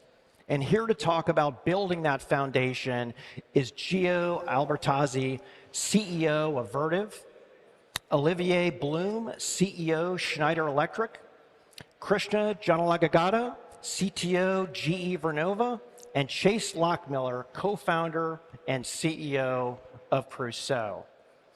All right, Gio, let's start off with you. And let's pretend for a second people don't know how big of a challenge that we're looking at right now. Can you talk about the scope of the power and the cooling that we're going to need by, let's say, 2030? Well, think in terms of all the announcements that we have heard about investment in data center, certainly in the US, but globally. We have an imagination about how much IT power is behind that. Yeah, for every kilowatt, megawatt, gigawatt, there is an equivalent amount of power and thermal infrastructure. And that power and thermal infrastructure needs building at scale. Now, that has been traditionally a very kind of a construction, labor-intensive industry. And we're all thinking about how can we change that and scale it to absolutely unprecedented industrial proportions. Because without that, and that's what I believe, and I know everyone in this panel and beyond are doing, without that, we will never be able to scale AI at the speed that we have seen in the video and that you have explained to us. And so I think we are at a very important inflection moment in this juncture. So, Olivier, Schneider has been a hallmark inside of data centers. I get a lot of data center tours, and I see your logo on a lot of the boxes in there. One question I have for you is, sure, it's build more and more and more, but there's also an efficiency play. Can you talk me through the balance of efficiency and just more power? Yeah, you're absolutely right. You know, what is very interesting, we are at a time where AI depends on compute depends on energy, But the very interesting part is energy availability and efficiency depends on AI. Okay. Because at Schneider Electric, we have been an advocate of energy efficiency for many, many years. And we strongly believe that the combination of electrification, automation, and digitalization will solve the energy transition in every part of the world. Now, 10 years ago, frankly speaking, it was not possible. Electrification, automation were available, but the type of technology you have now through AI help you to make energy more efficient. So on our side, of course, we are excited because altogether we are providing the infrastructure to make the compute and therefore AI available. But we are even more excited to leverage AI to make our overall industry more efficient. And if you think through, we have been all of us through the industrial and digital revolution. Actually, what we are doing, it was in your introduction, we are talking more and more about AI factory, and we are implementing exactly the same principle. So going through the full life cycle of this AI factory, start from the design, building digital twin, where you can simulate power and cooling efficiency, to the development, the construction, the maintenance, the operation. This full life cycle is completely powered by AI at the end. Krishna, I think that Vernova's gas combustion engines are really a secret weapon in America's AI build-out. But you're sold out. And talk to us a little bit just about how you're changing your own business processes to drive more production, to get more online, and how you see that playing out over the course of the next few years. Oh, sure, Brad. So, like you said, the production is, the demand is massive. We are sold out through 28, maybe through 29. But we're investing heavily in capacity expansion of gas. So we're quadrupling our capacity of, number of gas turbines delivered by 2028 compared to 2020. And this is all types of power is also an answer to this. It's not just gas. Yeah. So we are fortunate to have basically all kinds of power that's available to us. This is gas, this is nuclear, this is solar, wind, and hydrogen. So we are looking to leverage every type of power source that's available to grow the electrical infrastructure. And power generation is a part of it. A big part of it is also, we'll talk about later, is the grid. Once you actually generate these electrons, how do you get them from source to use? In a very complex environment with new grid resources and so on. But power generation is definitely and grid is a big bottleneck right now, and we're working on easing that. Help us understand how your power generation capabilities, capacity evolve from 2025 to, let's call it 2029. So if you look at the demand side, for about 20 years, the total power demand in the US has been flat. Correct. No growth, 0.3% growth. But in the next 20 years, it's expected to grow 50%. And about a third of that is going to come from data centers. And to meet the demand, you essentially need to leverage all kinds of power that's available. Like I said, it's gas, it's nuclear. We have an SMR that's coming online in 2029 in Ontario. Our first SMR application at TVA went in this year. So there is significant growth in nuclear that's coming up. From a gas perspective, depending on the gas turbine, sometimes heavy duty is the answer. Sometimes it's your aeroderivative. Sometimes it's different types of turbines. And also future-proofing some of these gas turbines so that they can run on hydrogen in the future. So gas is a fantastic bridge right now. So electrify now, decarbonize later. So I think that's something we can do as well. And we are also looking at wind and solar. So all of them belong in the energy equation. And I think that's what we're working on. It's what the market needs. Energy abundance is what we're chasing here. And energy abundance is really an all of the above kind of answer right now. Right. Chase, you guys have been at the forefront of what Jensen talks about, extreme co-design. Right? Moore's law is dead. The data center is now the unit of compute. This is about power in and tokens out. Crusoe is building some of the most capable data centers in the world, in Abilene and other places, in partnership with Nvidia. Talk to us a little bit about what you see happening in that world of extreme co-design and why you've been so successful, along with companies like CoreWeave, in pushing the frontier on how Nvidia brings its chips to market. Absolutely. So, Crusoe is an AI factory business. And the thing about AI factories is this incredible composition of all of the greatest industries humanity's ever produced. From, everything the gentlemen next to me are working on to, from a cooling, a power generation, a storage perspective, all the way to, everything that we've done in the silicon space, and, most importantly, our partner with Nvidia, our partnership with Nvidia. But this process of taking electrons and turning them into tokens is just one of humanity's greatest opportunities and challenges over the next decade. We see it as just a very complex challenge in terms of just the scope and magnitude of these investments, and it's requiring just an incredible amount of resources across the entire economy. So tell me a little bit, again, I'm out of my league, out of my depth a little bit here, but the 800-volt data center, kind of architecture that I know Nvidia has been pushing as just one example of this, extreme co-design. What are the things that you see happening and coming down the pipeline that's going to drive that equation in terms of power in and tokens out? Yeah, so, I think the 800-volt rack design is like a great example of us, thinking through from a first principle basis, like, okay, data centers are sort of built in this way, and that's how we built them 25 years ago. Is that really how we should be doing it today at the scale of gigawatts? Maybe not. When we think about this data center scale computer, where it's not just a single server, it's not just a single rack, it's really the entire system working together as one cohesive unit that's thinking as one giant brain. And how do you think about that from a networking perspective? How do you think about that from a cooling perspective? How do you think about that from a like entire system perspective? Yeah. And the power aspect of that, you get massive efficiencies from doing things like changing from 48 volt to 800 volt. Like that's like a huge efficiency gain that like all of us would benefit from. And so it's just one example of like this cohesive, collective, industry-wide partnership that's required to bring this infrastructure to life.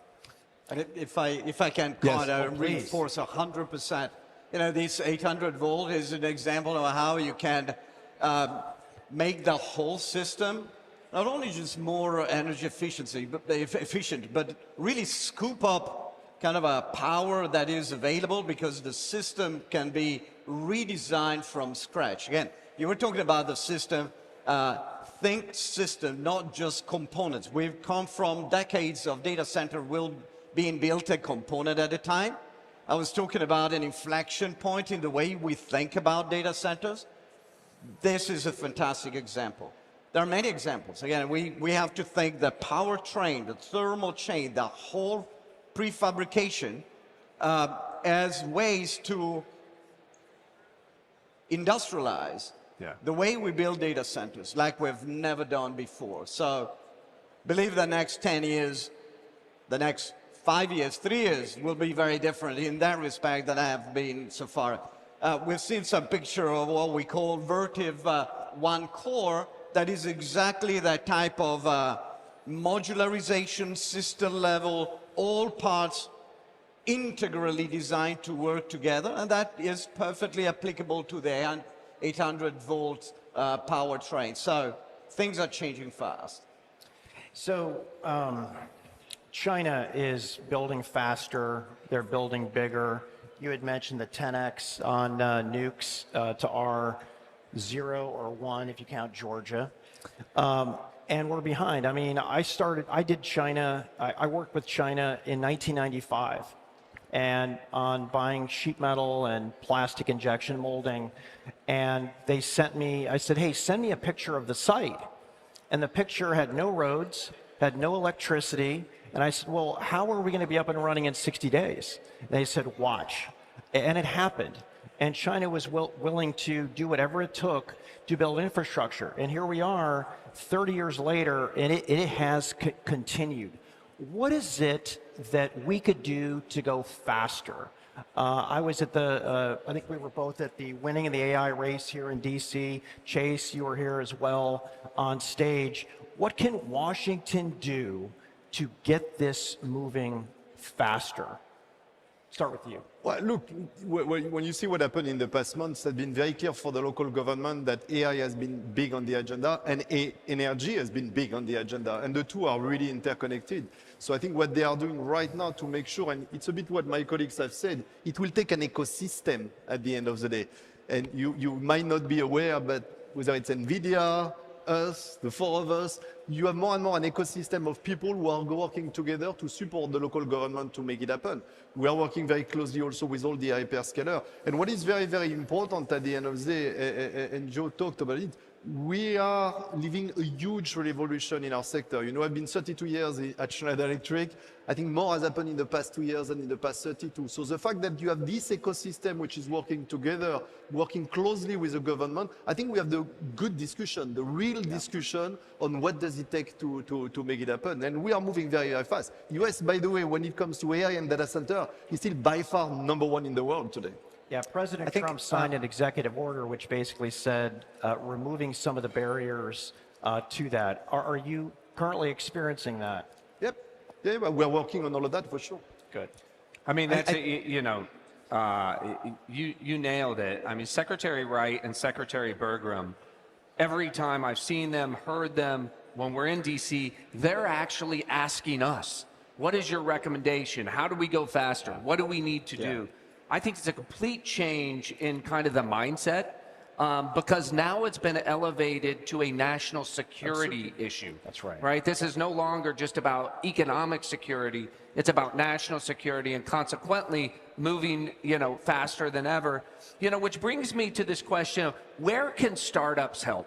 Right? When you think about, we're sitting here with some of the largest industrial companies, in the ecosystem.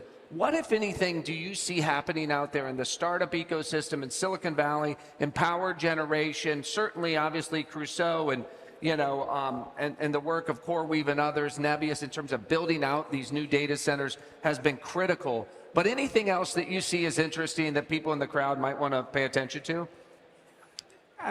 Absolutely. So if you look at, I think startups are the lifeblood of our innovation ecosystem. Here. And when you look at what we're doing, I mean, GE Vernova is 18 months old, spun off as an independent company.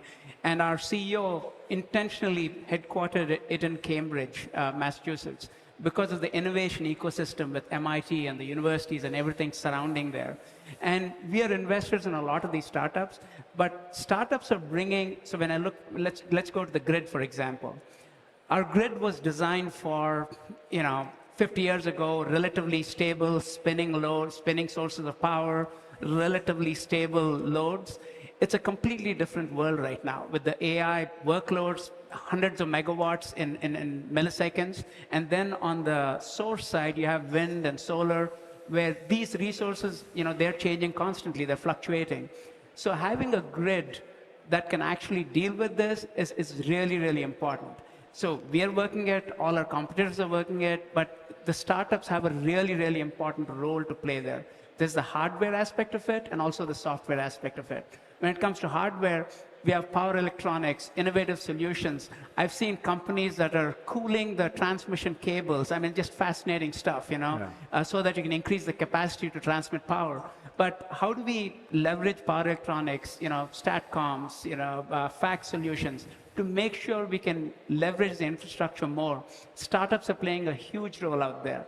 And they're also playing a very massive role in the software ecosystem.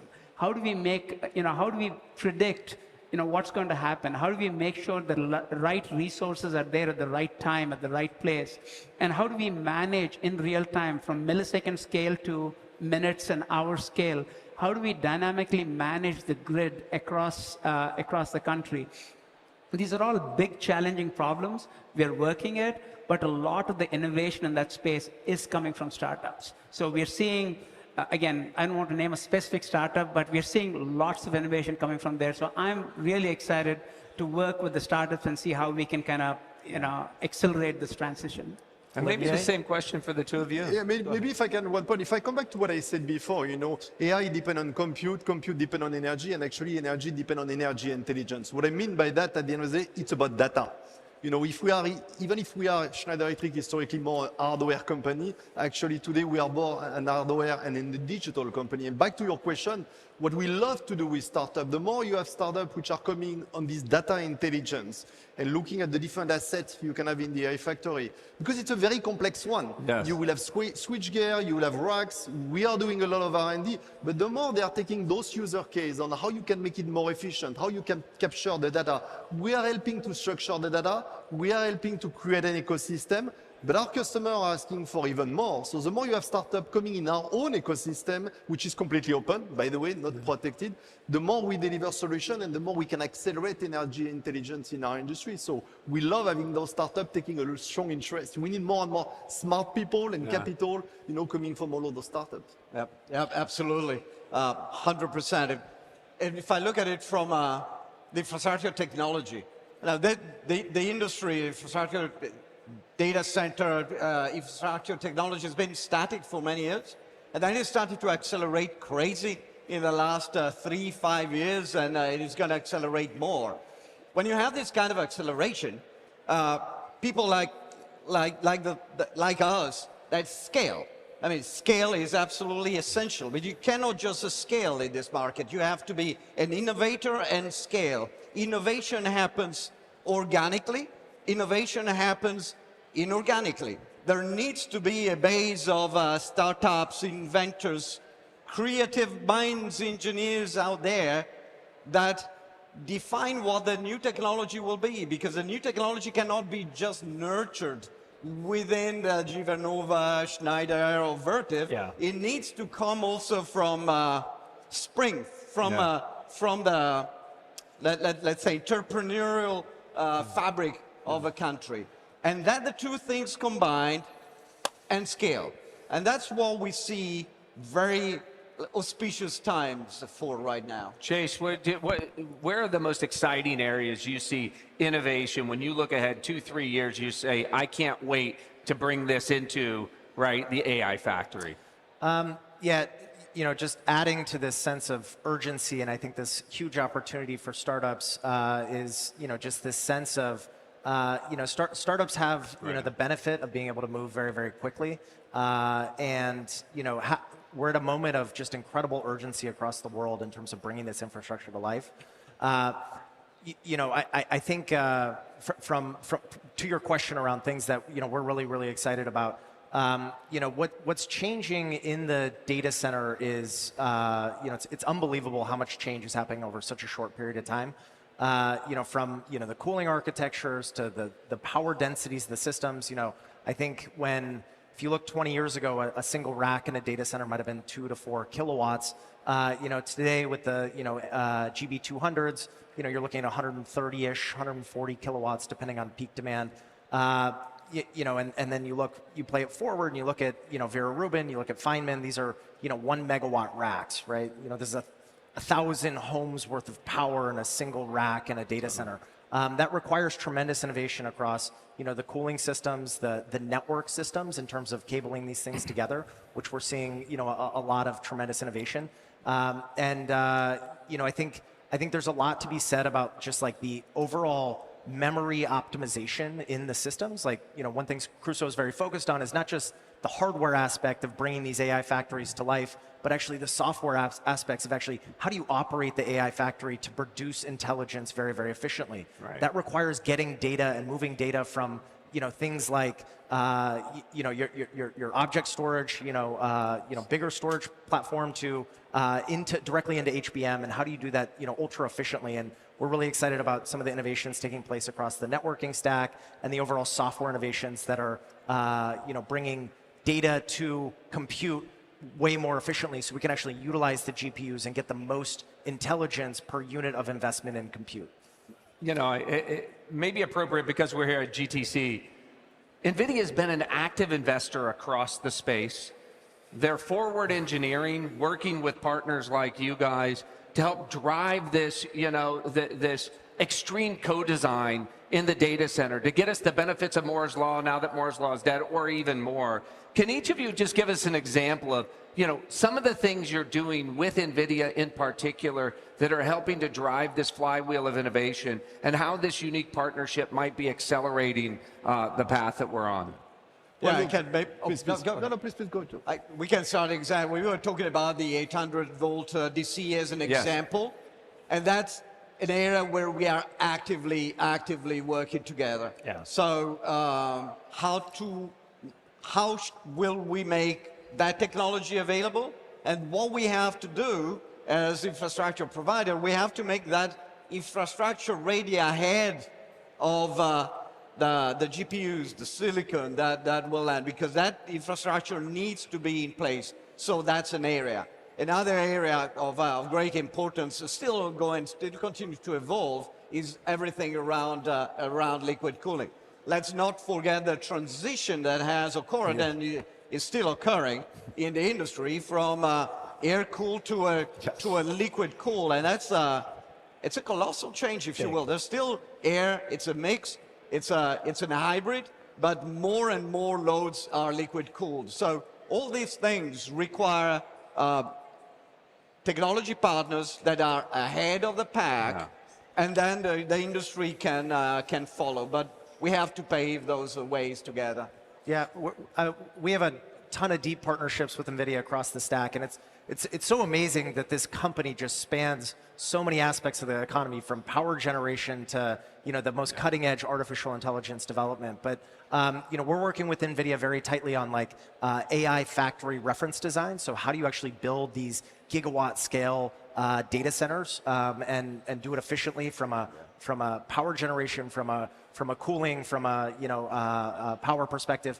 And so that's one big aspect that we're investing a lot of time with NVIDIA. Another is on the software layer, right? So working with them on what the things like Lepton, which is basically a distribution of getting compute in people's hands so that they can run their workloads very efficiently across various neocloud partners like ourselves, as well as things like Dynamo, which is basically accelerating inference and creating how do you actually get more utilization in a lot of these memory optimizations that Crusoe is focused on pushing and innovating on, so that people actually get more tokens per unit of compute from their systems. Let me just interrupt by asking, do you see any other chip company out innovating? Right, there are a lot of other chip companies. You guys work with other ones, but NVIDIA seems to be playing a really unique role in pushing the ecosystem forward. Maybe a little commentary on how it's similar or different than others. Yeah, the thing I would say about NVIDIA that they've done so incredibly well, and kudos to Jensen, is just the ecosystem itself, right? Exactly. NVIDIA, I forget the exact head count, it's 35,000 people-ish, something like that. The amount of leverage that they're able to get from those 35,000 people, and then the ecosystem of builders is absolutely incredible. And that's, that's kudos to Jensen in terms of, building out all these different work streams and workflows across energy, data center design, all these different SDKs that they've released that have just helped unlock this collective intelligence of society and the startup ecosystem to big enterprises. Just to kind of build on that a little bit. By the time you're done with all four of us, maybe you'll get a view of the scope and breadth of the ecosystem that NVIDIA is playing. We talked about software, optimization, AI, we talked about cooling, we talked about 800-volt rack. We are more on the power generation and grid side. So we just released a white paper with NVIDIA. We're working with NVIDIA on reference architectures for power gen inside and how do you manage it. So we just talked about the grid a few minutes ago, how complex it is, different source of power, load balancing, and so on. Now the power is not available today at the grid sometimes when folks like you are building the data centers. So there's behind the meter power, there's bridging power, but when you do that, you're dealing with all the complexities of the grid inside the data center. So how do you design and architect it so that you can actually manage the power flow with battery energy storage, with power electronics, fax, all kinds of different systems, working with people who were in the medium voltage and low voltage space that my colleagues here are doing. So it's an ecosystem where all the way from the power gen to memory to algorithms, cooling, and the entire thing, we're all working with NVIDIA. So to me, it's amazing to see how they're curating the entire ecosystem and moving us all forward and helping us move forward. And maybe we'll end with the, Schneider's commentary on this. I don't see anything else out there that has this level of systems thinking right? It's extraordinary, the breadth. It gives me a lot of encouragement about the gains yet to become, or yet to come, in terms of America's reindustrialization around power and AI, generation. But how is Schneider working with Nvidia to drive this forward? Well, look, a lot has been said, but for me, what is very unique in the vision of Jensen is, first of all, to work with partners. What we love with the NVIDIA team, they share a lot with us. They speak about the Omniverse, they speak about the next generation of chips, next generation of GPU. And when you can work as a technology partner upfront and in a very open manner, that changes the game. What I would say also, Jensen has this famous sentence about the speed of light. He's forcing the entire industry, but in a very positive way, to work at a very different speed. And for us, for Schneider Electric, I can tell you, it has changed a lot of stuff in the way we are managing the company. Joe mentioned the shift from air cooling to liquid cooling. We discovered that by working. We knew it would come. Yes. The question was when. We discovered 2 to 3 years ago that it could come much faster than expected. But if you ask me today, what does it change? We have to completely rethink the way we design those data centers. And I like what Chase mentioned in his sentence. He said design, he talked about maintenance, he talked about operation. So you have to completely rethink the way you build those AI factories, from the design stage, to the build stage, to the operate, to the maintenance. So it's about building a digital twin. And what Jensen and the NVIDIA team are forcing us to do is to think about those next generation. And guess what? Software is playing a big role, and software is powered by AI. So again, it's a loop on which we are working all together. One thing I want to touch on, follow up there, just in terms of the system-wide innovation needed to invent solutions to support this infrastructure at scale. One of the conversations I was having backstage with Olivier and is just around this notion of how the utilization of the data center scale computer impacts the power swings, because you have this massive, large variance in terms of, like, when you have a gigawatt scale data center that's operating as a single brain, you have this problem where it's pushing data to the GPUs. All of the GPUs are running their back propagation or their compute, their matrix multiplications, and then they're publishing the results to every other GPU on the cluster. And when you have that, you actually have these massive power swings that, it's like, whatever, 6 hertz, somewhere in that range, where it's, you have these massive load oscillations. And that creates a lot of problems for utilities and on-site power generation. Like, GE Vernova doesn't like it when we have these massive power swings in the actual power utilization of the turbines. So it's actually created this system-wide partnership where we need to work with our on-site generation, we need to work with the utilities, and most importantly, we need to work with folks like Schneider to innovate these solutions where we can actually create a buffer through battery systems that can absorb a lot of this load oscillation that we're seeing from these large-scale training workloads and these system-wide workloads that are running on these massive scale computers. I mean, one of the things that blows me away, if we think about the Manhattan Project, that cost about $4 billion over 4 years, right? Inflation adjusts that's about $40 billion. As a percentage of GDP, it was 1% of GDP, so let's call it $400 billion. Jensen has said we're going to spend $4 trillion over the next 5 years. So private industry is going to spend 10x what we spent on the Manhattan Project. And just listening to the decentralized coordination, really where NVIDIA plays this role in pulling everybody together and pushing everybody forward, it reminds me, like, the speed of that is very commensurate with what we think about the speed of, the Manhattan Project. I don't see it happening anywhere else in the world. I think that all of your companies are critical to the success, of the American AI race.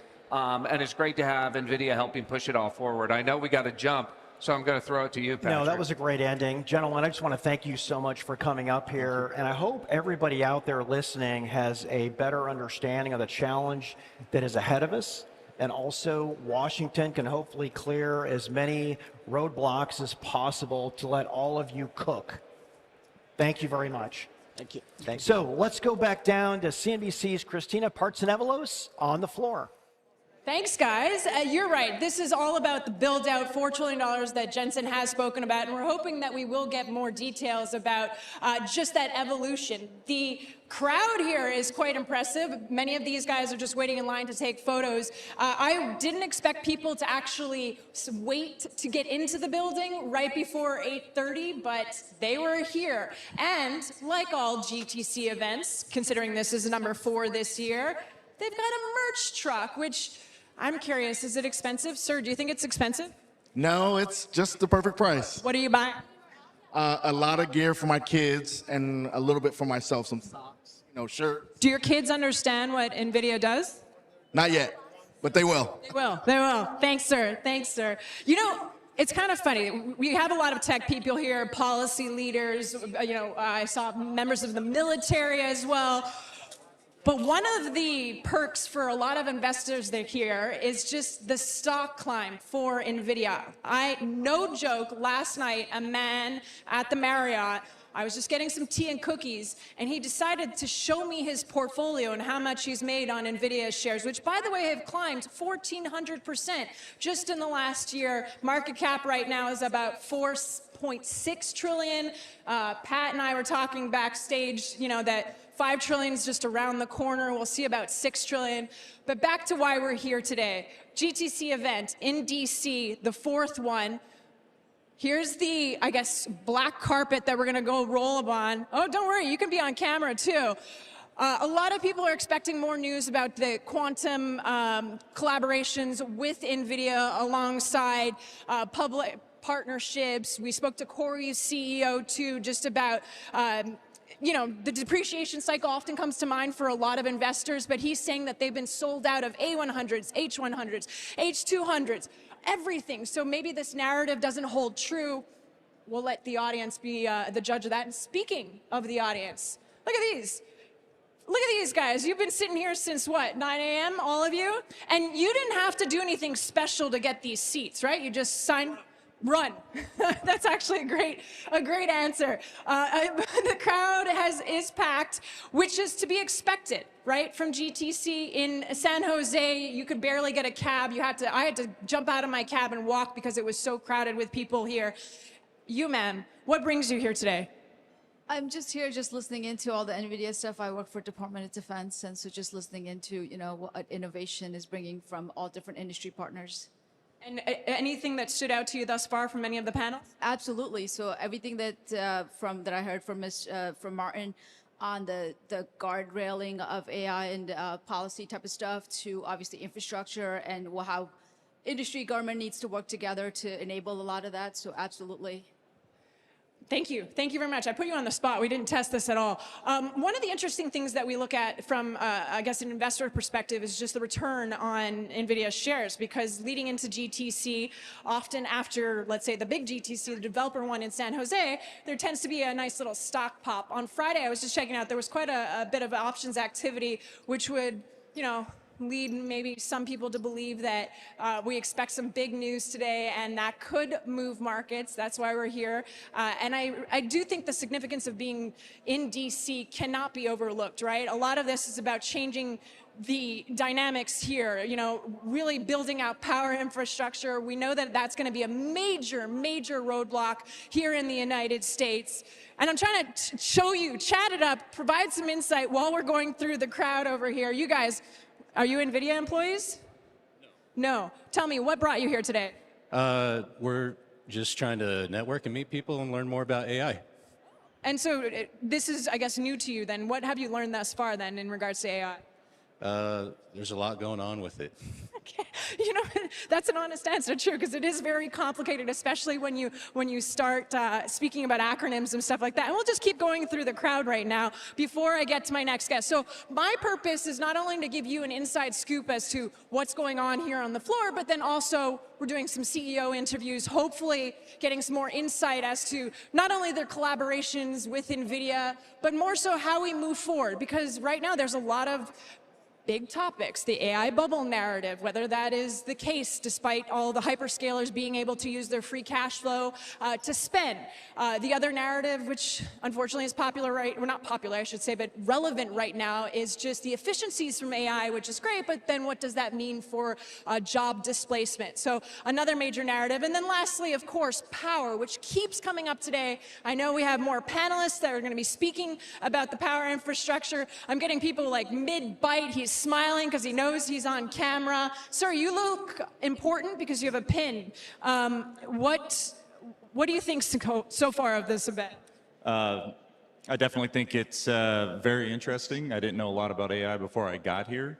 Some of the concerns that have brought up were things that, just I've heard off like the news and stuff. So it's good to hear it from like the experts.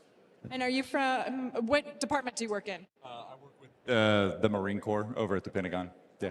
And so do you feel like this is a little bit different? You have tech and policy leaders, the Marine Corps, just more the DC-like people just merging together here. Is that something that's new and you guys are talking about it back in your office or anything?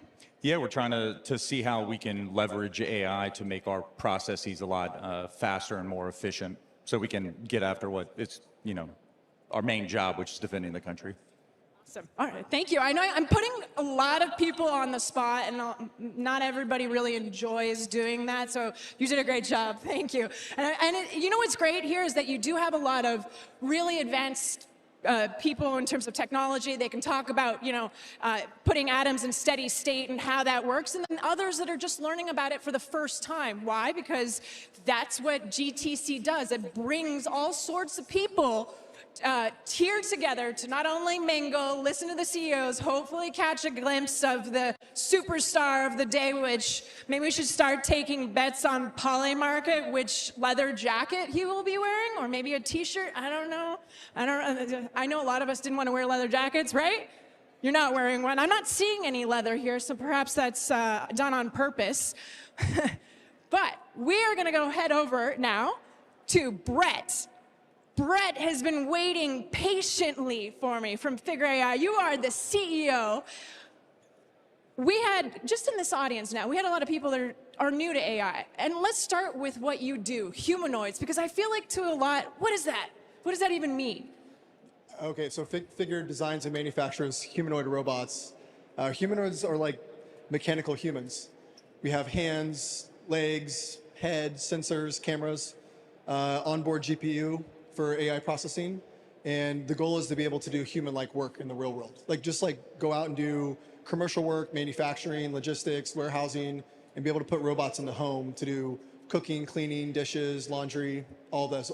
Basically any activity a human does in the physical world. And you are an example of a success story because I think your company is, 3.5 years old? You have 400 employees just within that short time span.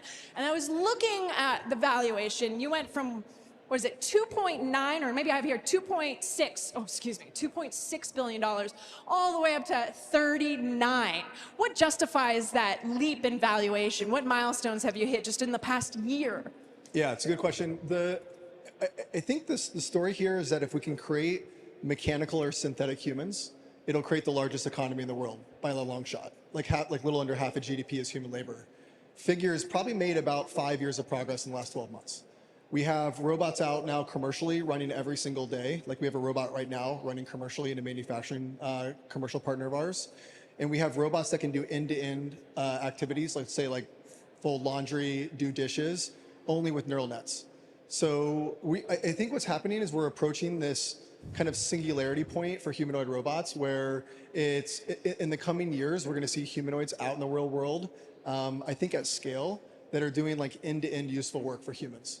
Which brings me back to that topical point I brought up, job losses due to AI efficiencies. And you're talking about somebody doing my dishes or working on the manufacturing floor. Is that just an inevitable, outcome of this AI revolution that obviously people are going to be displaced, much to the dismay of many listening right now? I'm not trying to take that. Do you like doing dishes and laundry? No, but I like having my job, right? And you see journalists on that list that could potentially be taken over by some type of AI bot or deep fake, et cetera. So how do you mitigate that? My view is we've been in this automation exponential for like the last couple centuries.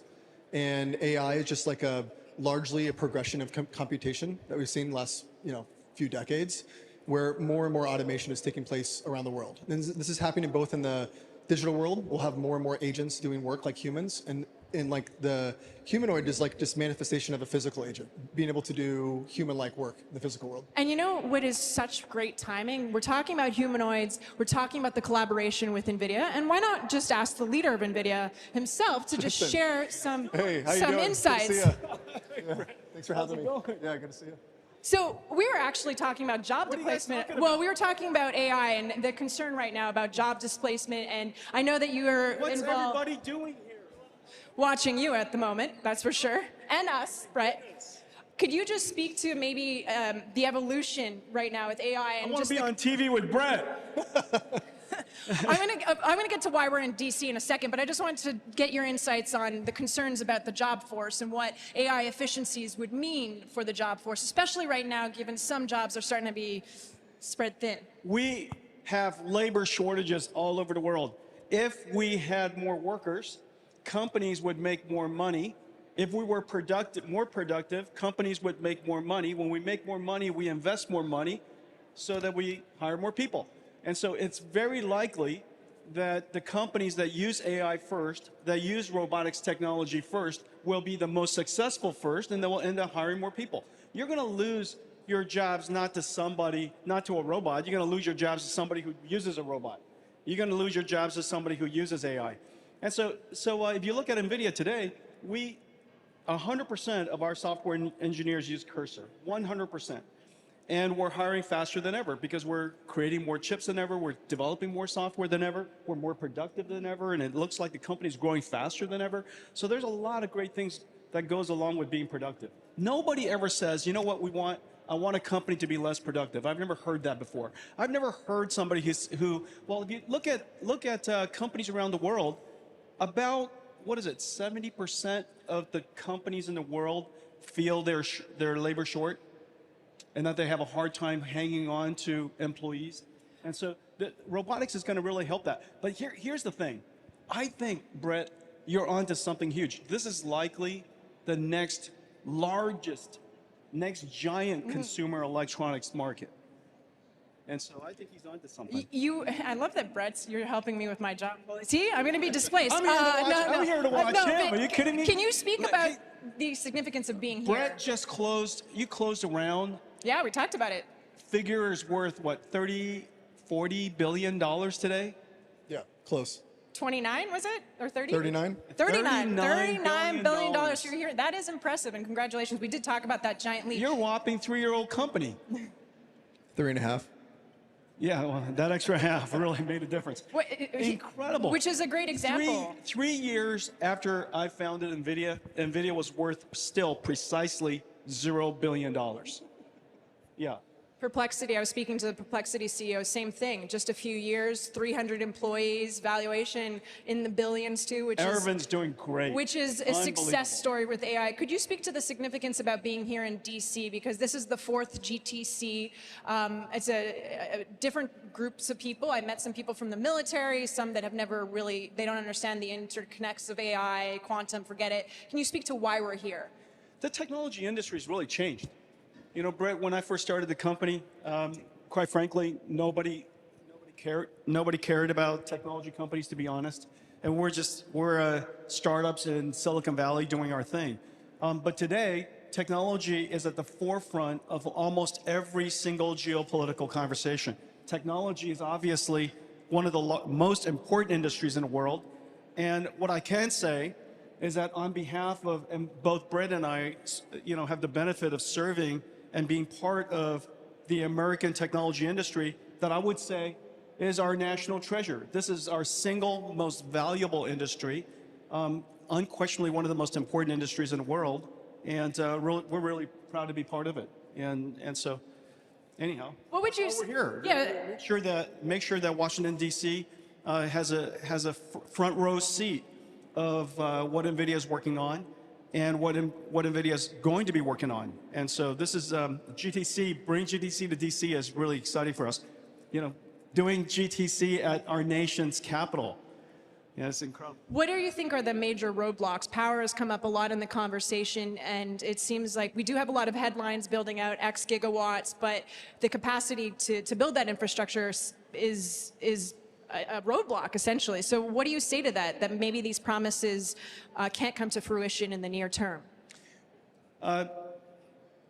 Cash flow matters, power matters, land, power, and shell matters, power generator matters. These are all things, factories matter. These are all things that Brett and I think about all the time. And his business, my business, is really very similar.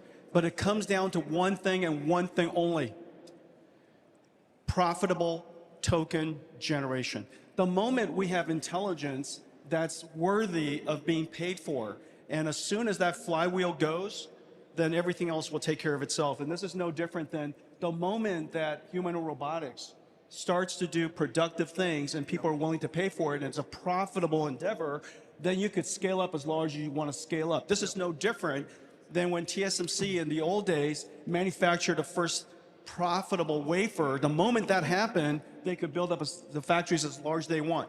And so that's really the moment we're looking for. We're looking for that virtuous cycle where AI starts to generate productive tokens, profitable tokens. After that, the flywheel takes off. An executive at another company told me that tokenization, or just profits per token, could be the next oil, and for countries all around the globe really focusing on that output. Do you kind of agree with that, just in terms of tokens? And maybe explain, too, to our audience, because not everybody here is as advanced. Computers speak numbers. Tokens are numbers. Tokenization, we tokenize almost everything. We tokenize images, words. Brett tokenizes motion. You know, a sequence of plans that a robot performs. And so everything that we can tokenize, AI can understand. So if we can tokenize proteins, if we can tokenize chemicals, we can tokenize motions, what action and behavior, all these things that Brett is trying to tokenize. We tokenize video, we tokenize 3D, everything, we tokenize fluid dynamics. We tokenize anything we can tokenize, AI can understand. And everything that AI can understand, it can translate, it can generate.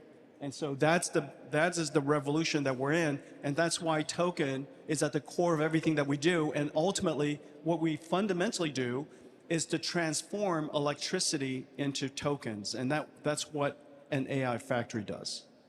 We come full circle. I've been told that you have to keep going, so we keep the show on because you have a keynote, which is very soon. Yeah, an hour and 15. Jensen, thank you so much. We'll see you soon. So we'll actually continue this conversation because we did interrupt a little bit, and now you've got a massive crowd to watch you, so no pressure. If we could, I want to reiterate the fact that 3.5 years, 400 employees, and you have done incredibly well. One of your customers is BMW. Can you just speak to maybe just, this is the last question just because of timing, just the relationships, any other customers that you might be announcing soon, please? Yeah, we basically, we have a few customers now that we're in commercial discussions with. The goal is, like, we're looking for ability this year and next to deploy robots into the real world, run them every day, make sure we get useful performance out of them, make sure we get ROI out of the robots, make sure we can bring humanoid robots into real life. ROI is a big topic, but we have to end it there because that seems to be something a lot of people are concerned about. But $39 billion, congrats on that. And we'll send it back over to you guys. Thanks, Brett. What a great surprise with Jensen coming in. Christina, thank you so much. You're doing great out there.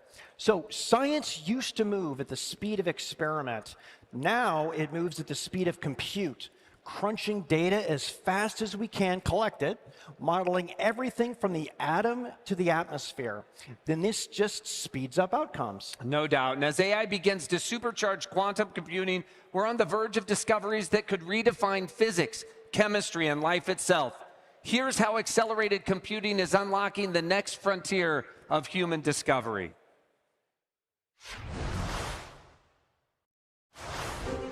We're going to take a giant step up in several areas, in high-performance computing for scientific computing, as well as quantum classical computing. quantum computing is reaching an inflection point. We dedicate ourselves to creating accelerated computing stacks to enable quantum computers.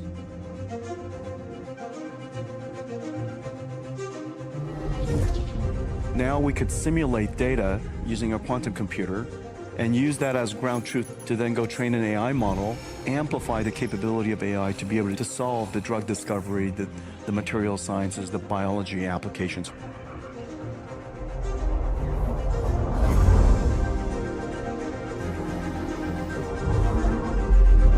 It is clear now we're within reach of being able to apply quantum classical computing in areas that can solve some interesting problems in the coming years. This is a really exciting time.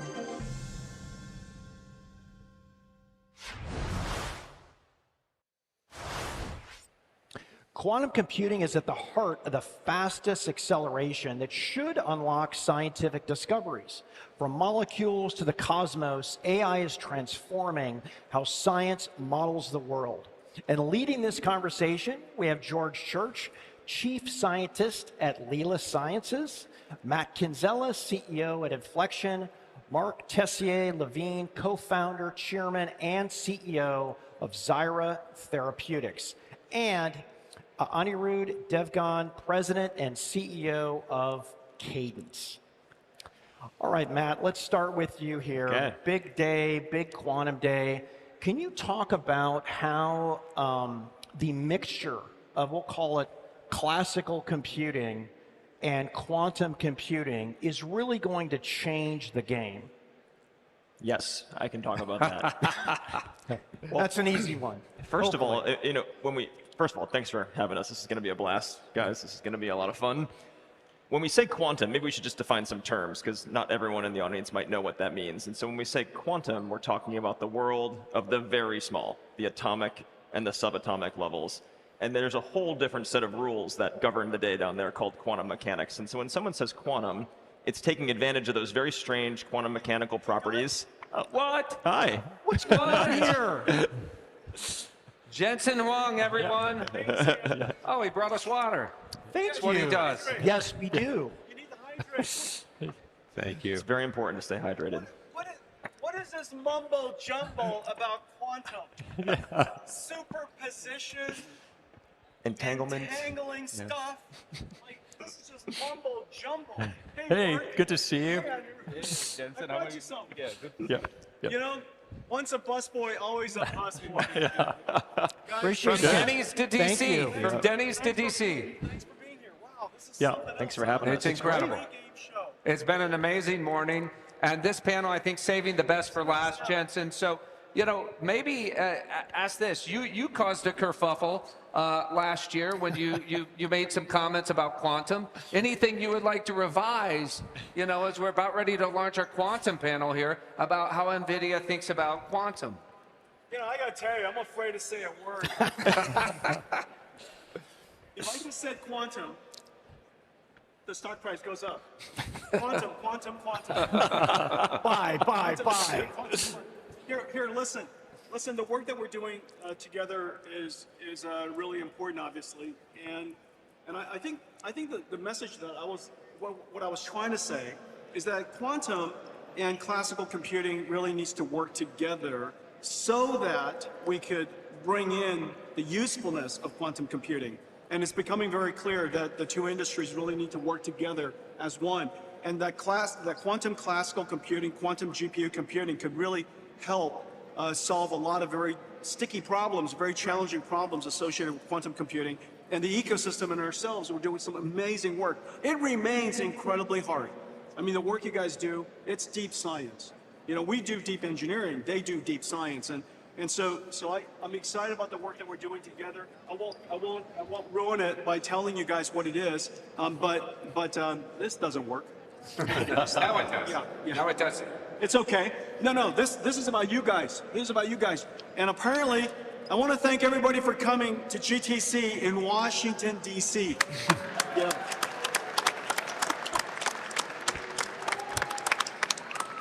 So the original plan, I'll be honest. The original plan was President Trump was going to be in Washington, D.C. And so we brought GTC to Washington, D.C. The administration's all going to be here. And then literally 2 days ago, President Trump said, Jensen, could you be in Korea today? And I said, I would love to be in Korea today, but I came to visit you in D.C. And so anyways, we're in two sides of the world. But anyhow, he wishes all of you well. He's going to see me in a day.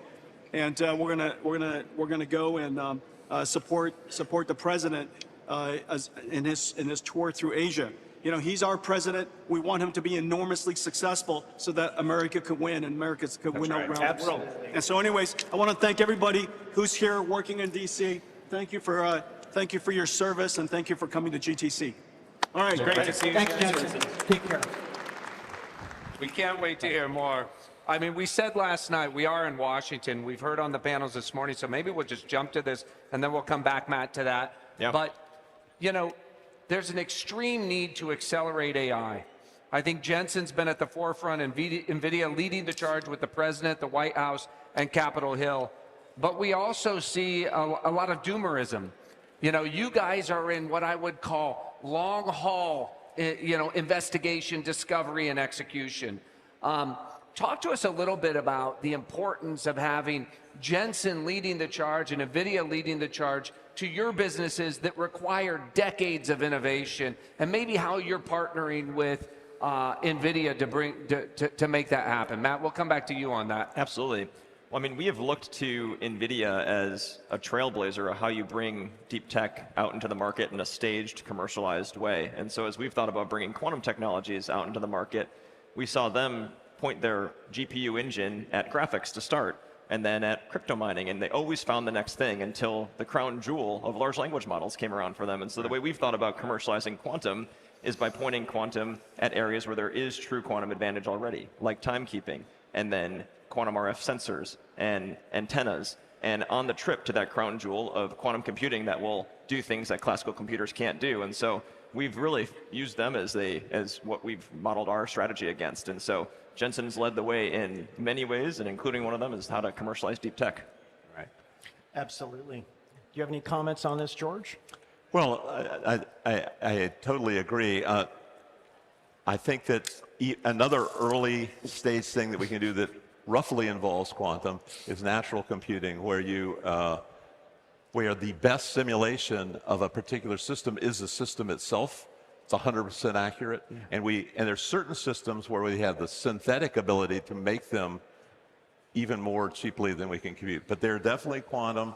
They're very complex systems are possible. For sure. So Anirudh, you could have been on any one of these panels, all five, given how broad your company operates in.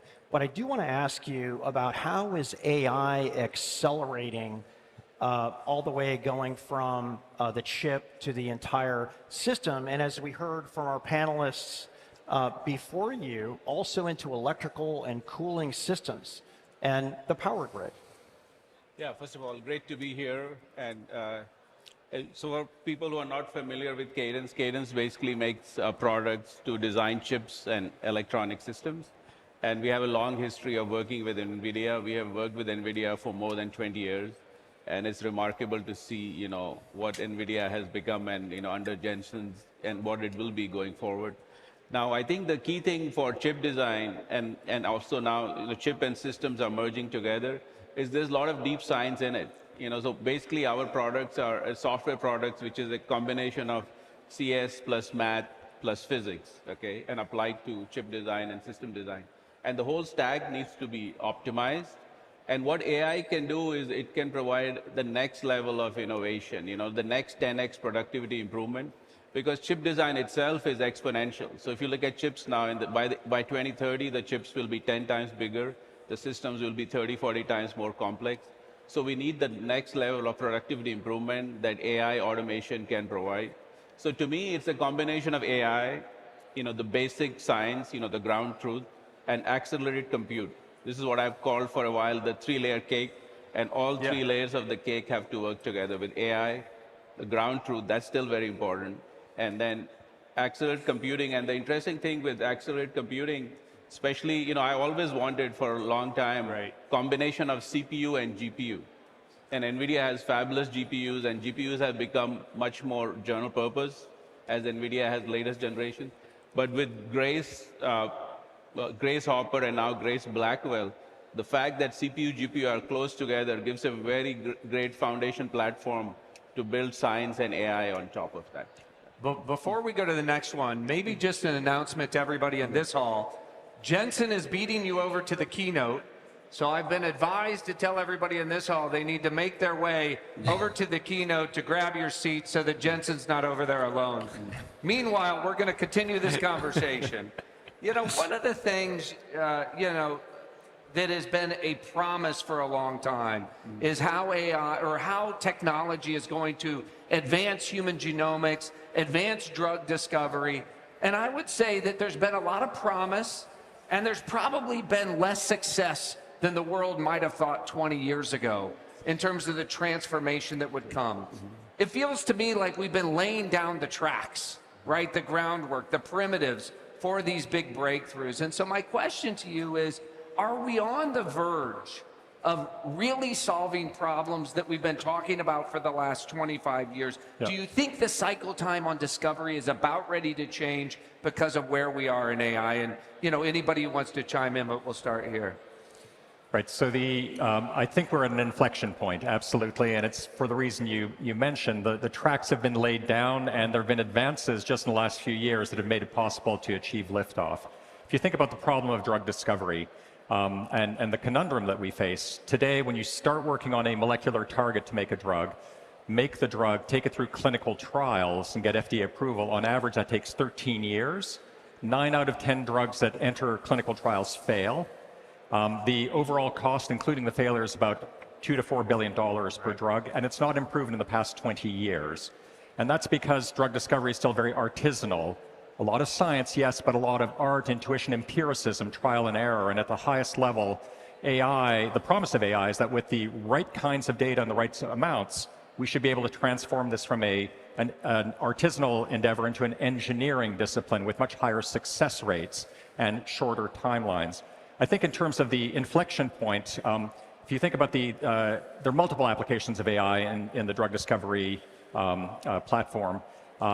One is at the level of logistics, if you will, designing clinical trials, recruiting patients. The advances with large language models are already being put into action. We're seeing companies across the world implementing this to improve the efficiency of recruitment, identifying patients, filing reports to the FDA. All of those things are being accelerated in a dramatic fashion. The second area is in molecular design that's been touched on in the movie, and you talked about it, where instead of screening for drugs, we're designing drugs. Just as you can ask, Sora to make a movie of 2 puppies playing on the beach, you can take a protein and say, I'd like to make an antibody, a drug-like substance that attaches itself in just the right way, and have the AI design it. A lot of action there, but the advances are recent. The Nobel Prize a year ago went to 2 groups, the DeepMind group, Demis Hassabis, John Jumper, and David Baker, our co-founder, for advances just in the past few years, AlphaFold, RF diffusion, RF antibody that make it possible. So we didn't have those technologies 10 years ago, even 5 years ago, so that's prompting that acceleration. And then the last area, in some ways the hardest one, is understanding human disease, human biology and human disease, and getting those insights to figure out what should we make drugs to, and who are the patients who are going to respond. AI is just entering that area. That's also, I believe, going to build over the next few years, but we're seeing acceleration, very rapid acceleration in the first 2 that wasn't possible until a few years ago, and we're going to see increased acceleration in the third. George, same question to you. Are we on the verge of a new cycle time in terms of discovery? Is the promise, I look at discovery and invention, and these are nonlinear systems, yes, right? And it feels like we're at a moment, because of all the technologies that we're talking about, that a lot of this promise is going to come to bear. What are you seeing through the lens of Lila? Yeah, so this is definitely an amazing moment. There's the intersection of exponentials that have been occurring both in computation and in biology. For example, 20 million-fold reduction in cost of sequencing. And that's something we use not just to study the populations, but to guide experiments, to interpret experiments, and so forth. Just that analytic tool. But our synthetic tools are also getting better. I mean, our confidence in having low toxicity and high efficacy is making the clinical trials shorter. The record now, as far as I know, is baby KJ, which was 7 months from birth, diagnosis to cure with a gene therapy. And we are really actively using not just the dichotomy between screening and analysis and prediction, but putting them together. So you can use AI to design as well as you can, but then you make big libraries because there's some modesty that you can't necessarily design the perfect thing, but you can make these big libraries, and that combination is much more powerful than either one of them separately. So for example, at Dino and Manifold, we've made proteins that target the nervous system 100 times better, and they detarget the liver where you can get toxicity and absorption of the valuable drug. So those are just examples. This is happening now. This is not dreamy stuff off in the future. Yeah. Exactly. So before I go to the next question, I have a public service announcement, and that is the pregame show is actually being broadcast inside of the hall. So as much as I'm sure you want to hear Brad and I and the guests, Jensen is a bigger show, and you want to make sure that you get your seat. Thank you very much. Okay, now to your regularly scheduled program here. Yeah, one thing I want to add on drug discovery. Yes, please. And Cadence has a molecular science division. We are working with a lot of the pharma companies. Because a lot of the math and science is similar in chip design, which is very nonlinear to drug design. And something to watch because is how much of the work is done on the computer versus how much of the work is done in the lab. Got it. And if you look at like 3 big areas that I'm involved in, one is chip design, and there 99% of the work is done on the computer, and you get first-time right silicon. Okay. Then the second part is system design, design of planes and data centers and cars. Okay, over there, 20% of the work is done on the computer, 80% is still done on the physical work. And then you go to drug design, molecular design. I think only few % of the work right now is done on the computer, and most of it is done. That's why the design times are so long, okay? So what happened in chip design is most of the work moved to the computer, and then you can do modeling, which is accurate. Then you do simulation and optimization, which is basically design. So the more the modeling is accurate, more simulation happens, more optimization with AI can make drugs happen. So I think it is definitely on the verge. But if you compare to other established areas, it is still very, very early days in drug design. Yeah, so Anirudh, I have, no, please, go ahead, Mark. I just want to add, in terms of this transition to go from a few percent to 10%, 20%, 30%, part of that is having accurate simulations. Eric Schmidt has a saying that is, I think, very profound, which is AI is to biology what math is to physics. Currently, for physical objects, you can model them using the equations of quantum mechanics or other things. For biology, we don't have equations. AI is the tool to make sense of biological data because AI can see patterns where we can't with the human eye. Of course, you have to feed the right kinds of data for that. So what we're in right now is a moment where we and others in academia and other companies are generating massive amounts of data to train AIs that will understand biology so we can have more and more of that stack in silico rather than in the wet lab. That, together with the automation that George talked about, is what's going to accelerate this. So a follow-up question on that, and this is a bit of a challenge. I saw a recent report that said that China has 10x more drugs in the hopper than the United States does, yet we have 10x the amount of data centers that they do, and probably even a lot more compute power. What is that disparity in, I'm not talking about trials, I'm just talking about the creation of it. Why are we falling behind, and what needs to be done to accelerate this? Well, I wouldn't say we're falling behind necessarily, because there's quantity of drugs and there's quality, and whether, a game-changing drug is one that reverses aging, because 90% of us are going to die from that. Right. And but you can make a whole lot of Me Too drugs that don't really solve problems. That's part of it.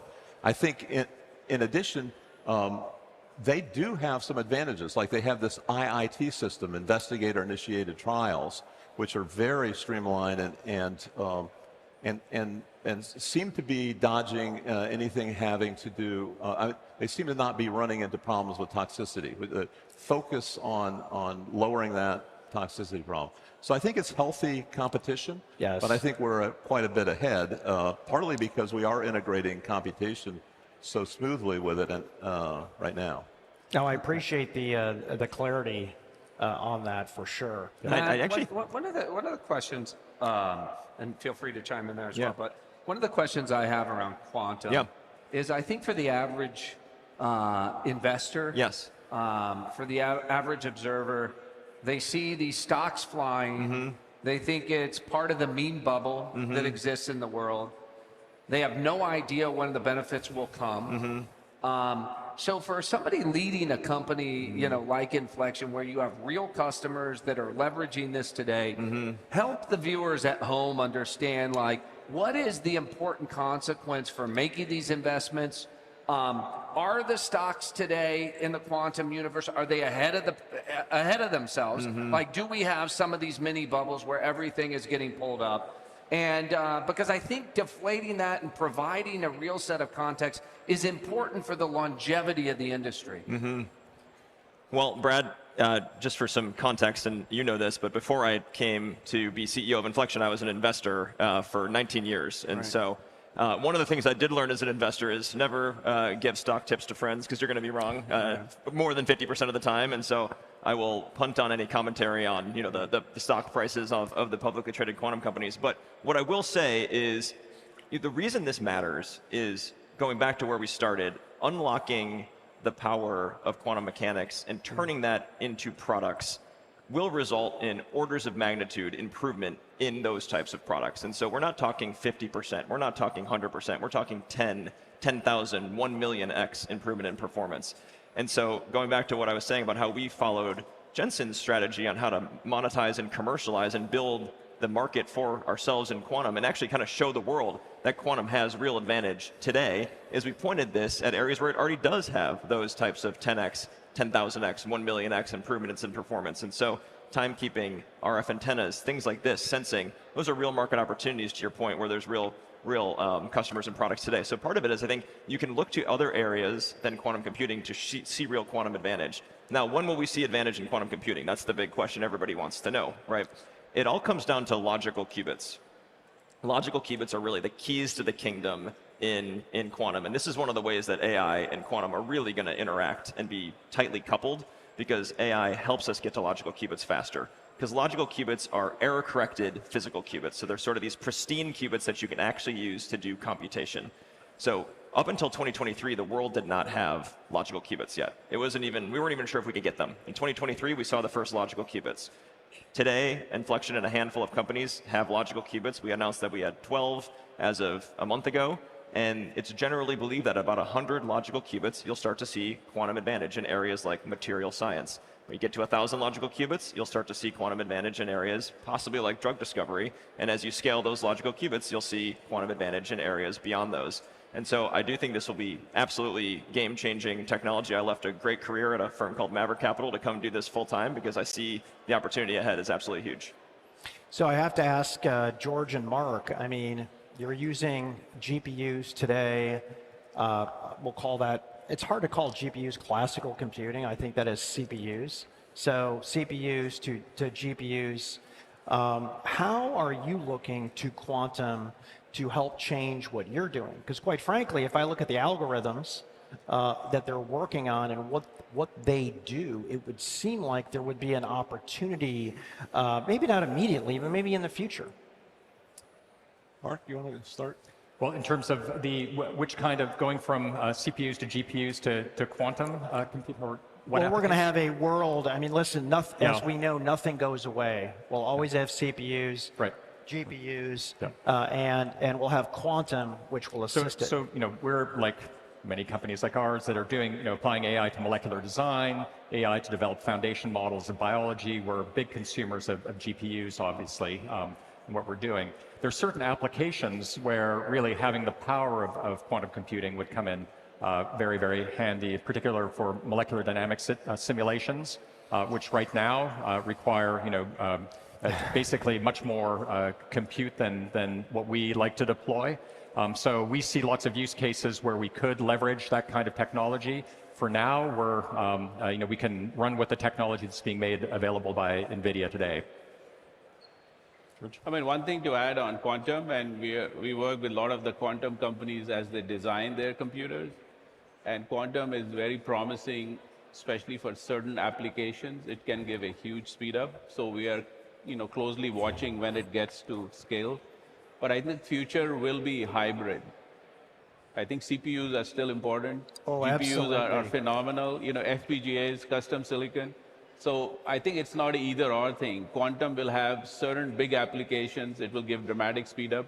But all the other hardware platforms will work together to solve I completely agree with that. I think just as GPUs layered into the data center and enabled new capabilities of what we could do with compute, QPUs will start to slowly layer into the data center and just expand what we can do at with compute. And I think it'll result in more CPUs and more GPUs being deployed and sold because we'll be now addressing problems that just weren't able to be addressed with compute historically.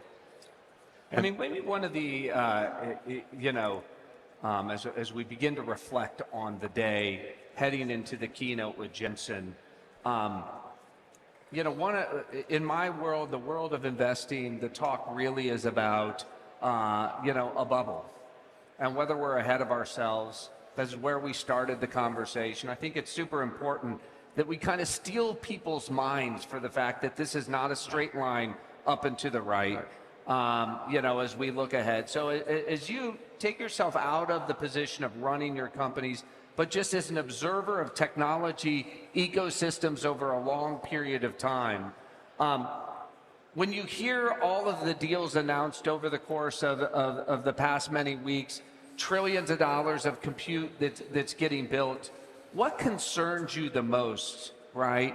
As you're running your company, as you look ahead, what do you think could upend us? What do you think might be that risk that causes this to slow down or us to get ahead? Are any of you concerned about, kind of the dark fiber and the GPU overbuild that you certainly hear talked about on CNBC every day? Well, let me start. And I mean, what is promising for me to see is that, there is still a lot of demand from our customers, the big companies, to build more and more compute. And the way I think a lot of people don't quite grasp that there are multiple phases of AI in my mind. And we are in the Horizon 1 or first phase, which is the infrastructure build out, build out for on the cloud, on the edge. But there is Horizon 2 and Horizon 3 phases, which can be even bigger. So the first phase is infrastructure, LLMs, and if you look at that first phase, I still see, talking to all the big customers, years of growth in compute and AI capability. But what is even more encouraging to me is phase 2, which I've always said for years is going to be physical AI. AI is not going to be restricted to the cloud and to software applications. It will move to the physical world, which is cars, planes, drones, robots, and that could be trillions of dollars of monetization. And then phase 3, even though we are already doing science now, but science is AI to me is the Horizon 3 application with drug discovery, with material science. I mean, these are trillions. So I think we are only in Horizon 1. Yes. And talking to customers and partners, Horizon 1 still has years of legs. And then you add Horizon 2, which is physical AI, Horizon 3, which is sciences AI. I mean, this is a long way to go still. It's a great framework. And I think we're seeing the same thing in our field. In phase 1, the availability of the algorithms and the compute means that it makes sense for us to try to generate data at scale. Previously, we couldn't have made use of those data or interpreted them in the right way. So we're going to have that build out. We're going to see the permeation of AI in all aspects of the laboratory.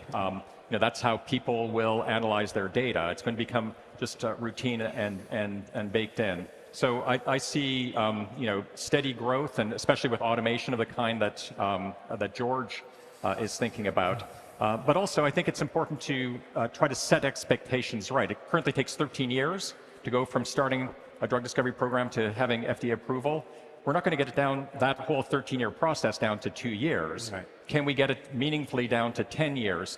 I think we should give ourselves the ambition that over the next 10 years we get down to, we cut it in half and we cut the attrition in half. Those would be huge gains in terms of bringing life-saving therapies to patients. But we have to be realistic. Some of the AI companies that started before we did are already going very quickly from starting a project to getting into clinical trials. One of the ones, there's one that announced recently, within 2 years, they went from starting a project to getting clinical trials. Normally it takes about 5 years to do that. So I think we're going to see meaningful improvements, but you also have to be realistic. But we already about have an example of 7 months. Yeah. So let's not say that it's that far off necessarily. That's right. And to the hybrid strategy, I think we already energy is going to be a big thing. And if we look at biological intelligence, the energy consumption there is 12 orders of magnitude better if you talk about petaflops per watt. And so we need to look at that as an example. So we'll have hybrid systems. We've already made single molecule transistors in a CMOS system. We published this 3 years ago. We're going to see more of that, molecular electronics. So hybridizing with quantum, which is quite different. Well, looping back to Brad's initial question, which is the bubble bearers, it sounds like, and I say this tongue in cheek because I'm an optimist, is you could do some pretty useful things with 100x or 1,000x more compute. I mean, you could make life-saving drugs out there and things that can literally cure diseases that have never been cured before. I mean, I think the way my mental model is there's an enormous investment cycle going on here, and a return will need to be earned on these investments. And so I think it all comes down to, do you believe a return is going to be earned on these investments? And I guess you could say, are the investments leading to useful things? And it sure seems like they're going to be useful. And so the question is, what kind of return are they going to earn on these investments? And so and these multiple phases, we reinforce the previous phase. So if there's infrastructure AI, physical AI, sciences AI, in physical AI, when we deploy AI to robots or cars, of course, the car itself has an inference chip, like in a Tesla or in a robot. Yeah. But the model, the new word model, still has to be trained on the data center. So not only the infrastructure AI is strong because of software application, when physical AI happens, it reinforces the data center. Same thing with sciences AI, it will reinforce the data center, and also in medicine, there'll be a lot of robotics that helps. So these layers not only are good by themselves, they reinforce the previous layer. Yeah. Gentlemen, this has been an amazing conversation. Science and quantum. We got a special guest, Jensen Huang, come up here and literally add some serious value here. So thank you very much, and hopefully I'll see you on the floor. Thanks. Great job moderating, you guys. Thank you. Thank you. All right, folks, let's check back in with CNBC's Christina Partsinevelos. Christina, we're talking here about quantum systems and a lot of science. What do you think is the smart investor play? Wow, way to put me on the spot. Remember, I'm a journalist, right? So I got to remain unbiased. And I actually am going to pivot and deflect your question because I don't want to weigh in on quantum, even though I'm learning quite a bit from just even how to stabilize the atoms. One of the points that Jensen was on the panel with you very quickly, he spoke about, having GTC here in DC because he thought President Trump was going to be here, and then 2 days ago he moved on to Korea, and we know why. Could you guys both maybe weigh in on perhaps China reopening as a market? Because I know it was a financial conference not too long ago where Jensen Huang said that they're 100% out of China at the moment. They're still working on getting those licenses. So maybe Brad and Pat, you could both weigh in with your thoughts on the Chinese market and what we could expect out of conversations later this week. Well, Christina, I mean, it's an extraordinary week. The president starting in Malaysia, going to Japan today. And then we just heard from Jensen that he's going to meet the president in Korea. And if they get a deal done as speculated with China, I think it's an extraordinary tailwinds to the market writ large. Remember, if you think about where we were in April of this year, the NASDAQ was down 20% on the year. Everybody was panicked about whether or not tariffs would upend the global economy. Now it seems like we've landed the plane on global tariffs. that we've gotten the big beautiful bill passed, as you know, out of Washington, and now we're into a rate cutting cycle. I think that there's a very good chance, because logic is on the side of Nvidia. Nvidia had 95% market share in China. Today it has 0. Right. If we want the world to run on the American AI stack, we ought to be competing everywhere in the world with America's AI technologies. That's included in China. And so to me, it'll be an interesting question. Do Secretary Besson and the President, use rare earths in some of these trades that are going on to allow chips to be sold in China? I certainly know where Nvidia stands on this. And as Jensen and I talked on my podcast, there are some of those who say all he cares about is selling more chips. But those of us who know Jensen know that he's an American patriot first, and he wants the U.S. to win the AI arms race when it comes to AI. 40% of the researchers and developers in AI are in China. They would prefer to use the CUDA ecosystem and build on NVIDIA chips. So let's hope that certainly, if not this week, that in the weeks ahead, U.S. chips are back in China. I think the markets are currently saying no NVIDIA chips in China. NVIDIA has told investors not to include it in their guidance. And so we'll see. But I think there is a chance, because I think logic is on the side of NVIDIA being able to compete in China. I think it's good for the U.S.'s race in global AI. Okay. Yeah, Brad, really nailed it here. And I'm glad you hit both the import and the export portion of that. But I actually have a special guest right next to me that we can continue this China conversation, if you guys don't mind, and give you a little bit of a break. Anirudh, the TV magic, you just came off of set. This is the first time I'm meeting you cold turkey like this, so thank you for doing that quick move. Congratulations on your quarter as well. I was going through the transcription last night, and there was a few things that stood out. You said EDA tools would become standard. More specifically, you said, quote, monetization approving over 2 contract cycles. So when could we start to see more meaningful revenue from this shift, if you're saying just within the next 2 contract cycles? Yeah, hi, Christina. Great to be here. I know, it was like a hard question. Boom, right into it. Well, we announced our earnings yesterday, and we raised our outlook for the year, both from a revenue and EPS standpoint. So we are very pleased with the performance. Our revenue this year is going to grow 14%. And we always focused on revenue plus margin, and our operating margin will be close to 45%. So we are pretty pleased with how we are able to monetize, of course, chip design and AI applications into chip design. But sir, maybe I'm not understanding. So does that mean in 2 cycles from now we should see a meaningful increase? Is that what you're implying in that statement? No, my statement is that we are also infusing. So Cadence has like 2 ways we are participating in AI. So one is design for AI, the other is AI for design. So when I say design for AI is the build out of the AI infrastructure. So we're working with most of the big AI companies as they build out chips and compute. And my comment on 2 contract cycle is on the second part, which is AI for design. Okay. So not only we are helping out build the AI infrastructure, we are applying AI to our own products to make them more efficient.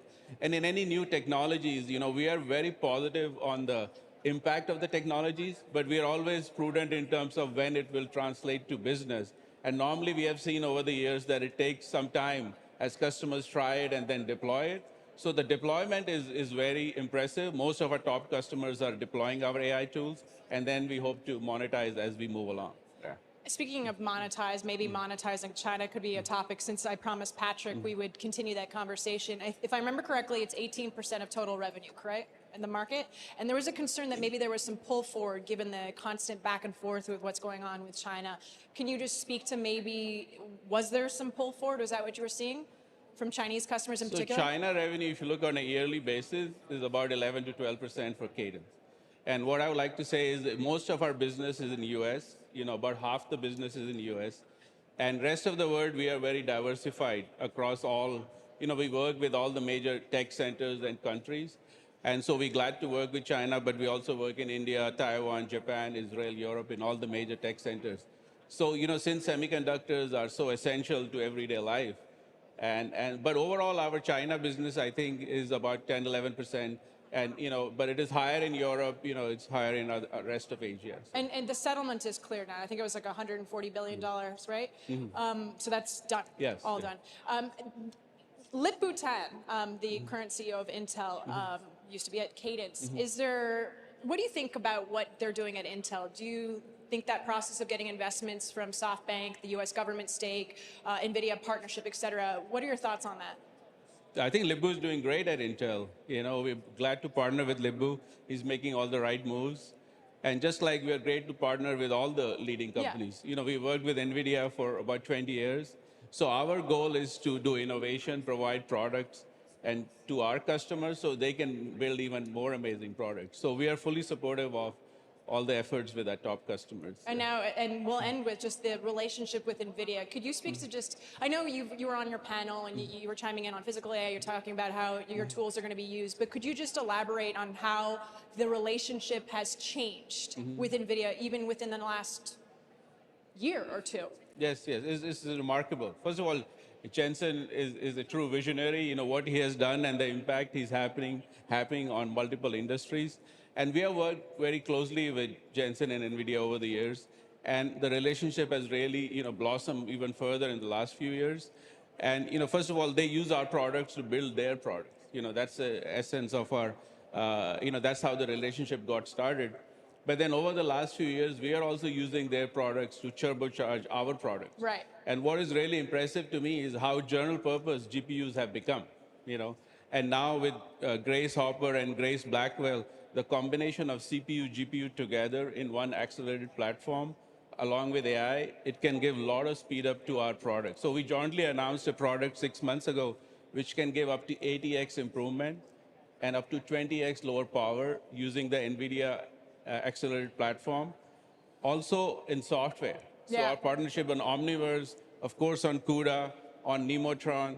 So it's a great, you know, partnership with NVIDIA, and we really cherish that relationship. 20 years, right? Yeah. I got to leave it at that. And I'm going to see you soon. We're going to go keep this conversation going. Thank you so much. And to our audience here, I'd encourage everyone to head over to the next hall because the keynote is very, very soon, which is why I need to wrap. So back over to you guys. Yeah, that's what I'm hearing, Christina. If we don't get over there and get our seats, I know everybody's grabbing free food and coffee. Patrick and I, we have reserved seats over there. We do, but yes. I think if you don't have a reserved seat, you need to get over to the main hall. We're about ready to light it up with Jensen, and it's going to be an exciting day. But Patrick, before we do, we've saved the best for last, so why don't you introduce us to our last panel on robotics? That's right. So robots aren't coming. They're already here. In fact, AWS even announced that they had 1 million robots here in the US, but in other countries, they have a lot more. And whether it's for factories, for operating rooms, accelerating computing is training robots in simulation and deploying them into real world faster than ever before. I mean, it's the bridge between simulation and reality. Training robots to build, move, and even operate with precision once thought impossible. Here's how AI and robotics are powering a new industrial revolution.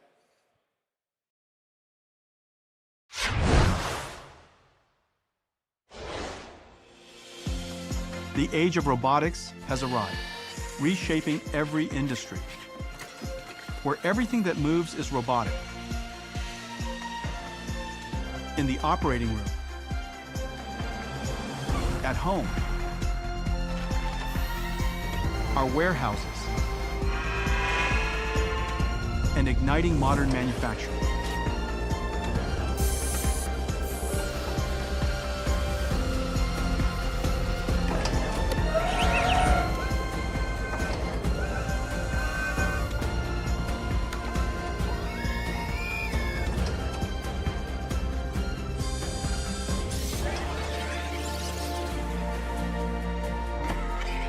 Physical AI and robotics are moving so fast. Everybody pay attention to this space. This could very well likely be the largest industry of all.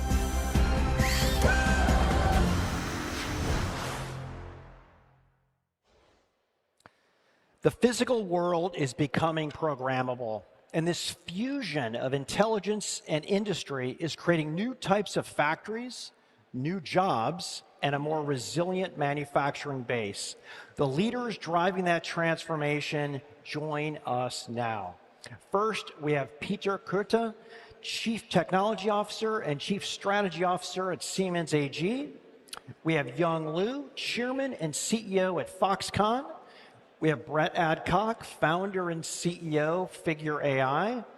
And we have Aki Jain, president and CTO, Palantir US Government. So, great to see everybody here. So, Young, I want to ask you the first question. First of all, my relationship with Foxconn goes back to 1995. And I don't know if they call that experienced or old. But you are one of the biggest manufacturers for all precision goods, from smartphones to hyperscaler data center equipment and pretty much everything in between. Talk to me how AI and robotics is transforming what Foxconn does. Okay, first of all, thank you for having me here. This is a very great event for technology companies these days.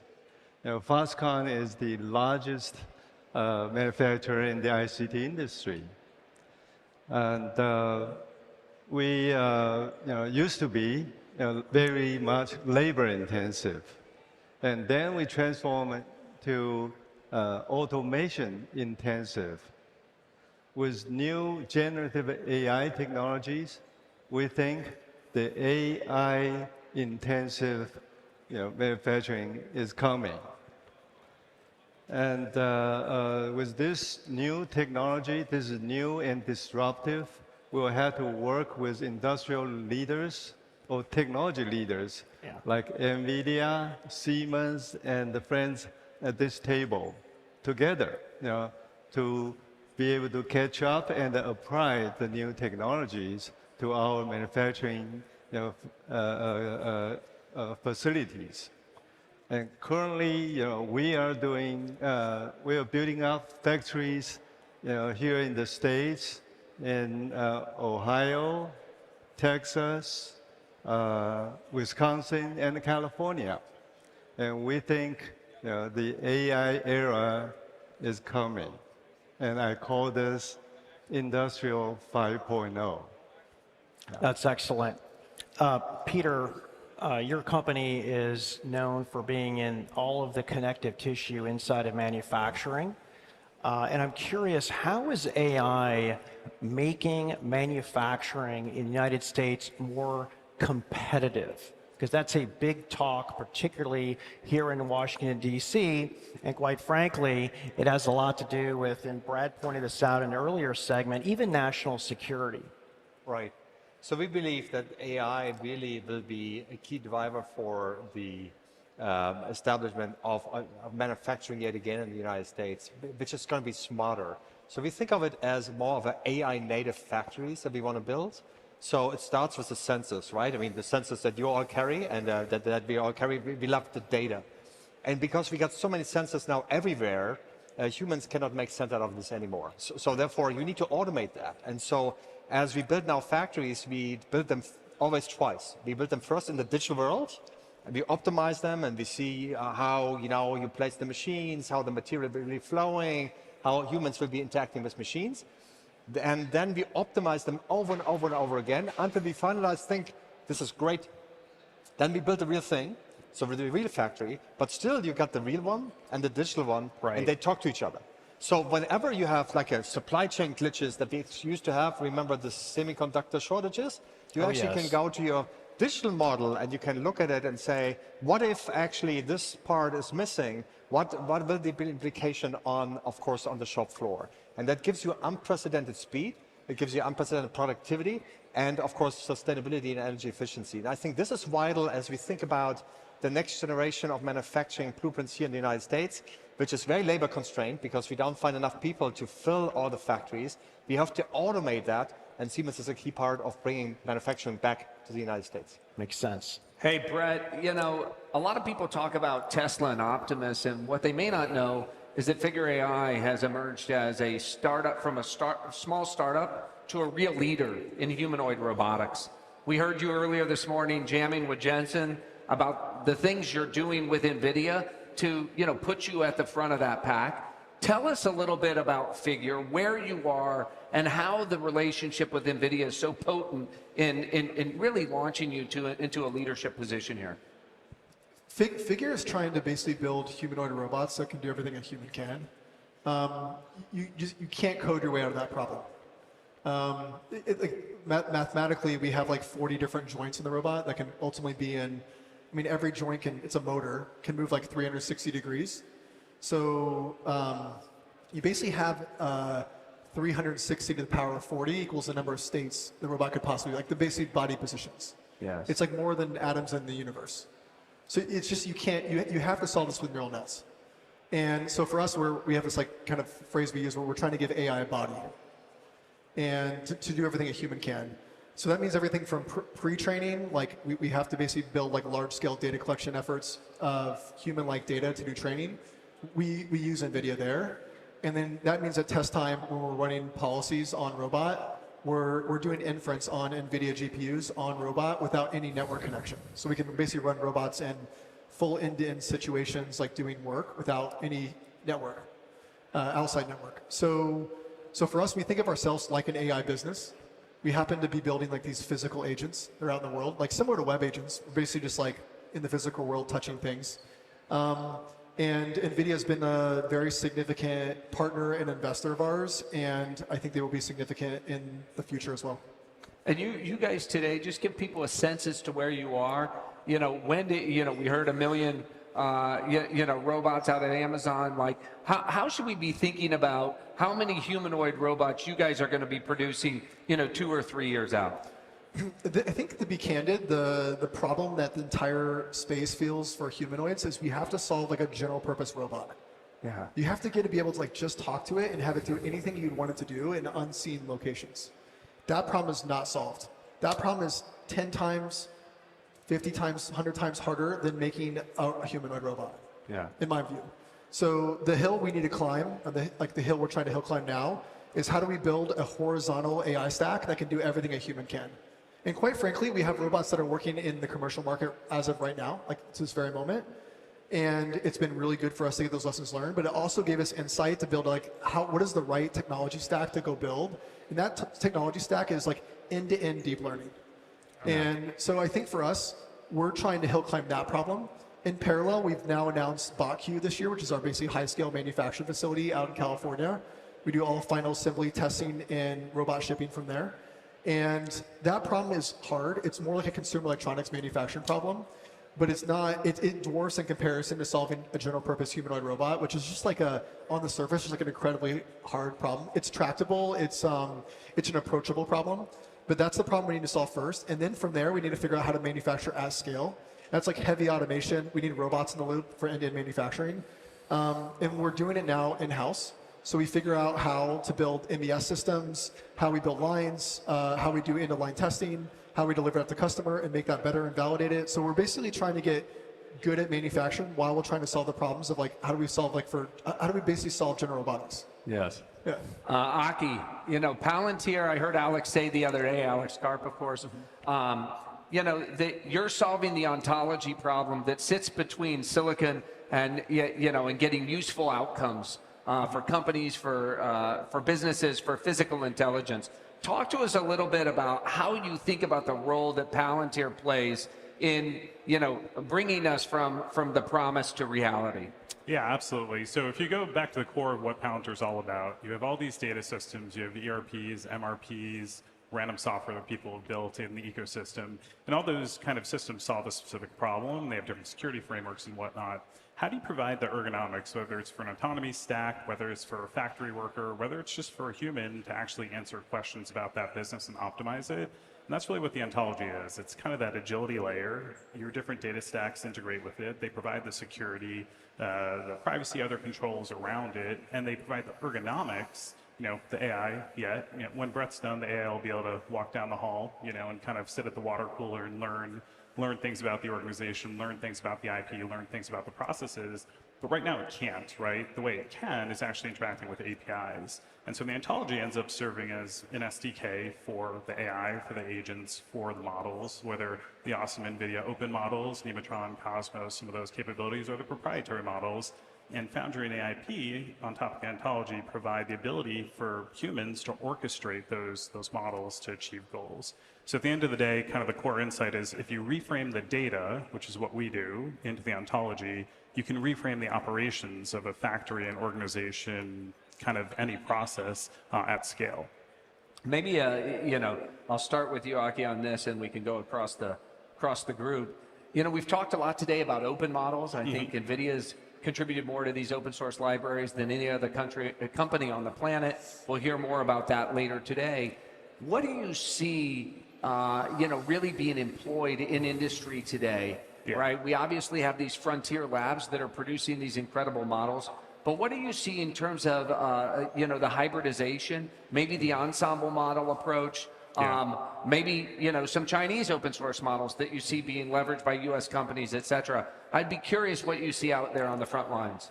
Yeah, well, I think right now, at least from Palantir's perspective, both across half of our business is commercial, half of our business is global government. And what I would say is, look, we always start with the big heavy cloud model from the frontier lab companies, and there was proprietary models. I got to be honest, they're moving so fast and they're so effective. So we use them, to solve any problem is the first thing we try. But we're finding more and more, especially as we move to the edge, as we're thinking about inferencing at the edge, we think about the need to sort of take those models, train them on bespoke data, and then move that towards kind of more of an edge inferencing architecture that solves specific problems, either with a small language model or even something that maybe is just a traditional machine learning model for a lot of problems where data becomes critical. So we're seeing the trend of open models and the ability to take those models, quickly refine them, and kind of get to something that solves a specific problem at a low swap as being really critical. Yeah, I would concur. This is it usually starts horizontal. The horizontal ones are more open and by nature, but once you get into the use case specific applications, then actually they become more closed because you have to retrain. So as an example, we are doing a model that helps to machine programming. Right? In the US, we're going to miss 2 million people by 2030, and we don't find the people that are skilled to do that. Yeah. So to program a machine is a very specific code, and so we take a general language model, and so a large language model to apply it, but then we do all the racks, all the training, retraining of it in order to make this work, and then we are held liable for actually really that this works. So therefore, you need to close it to some extent that you get a little bit of a control over what the quality and the results are. Yeah. Another line of question I'm interested in, we, again, back to this question about the global AI race and the reindustrialization of America. You all have a role you're playing in that reindustrialization. Foxconn has made some major announcements about investments it's making in the United States and frankly, about data centers that you're building in partnership, with NVIDIA around the world.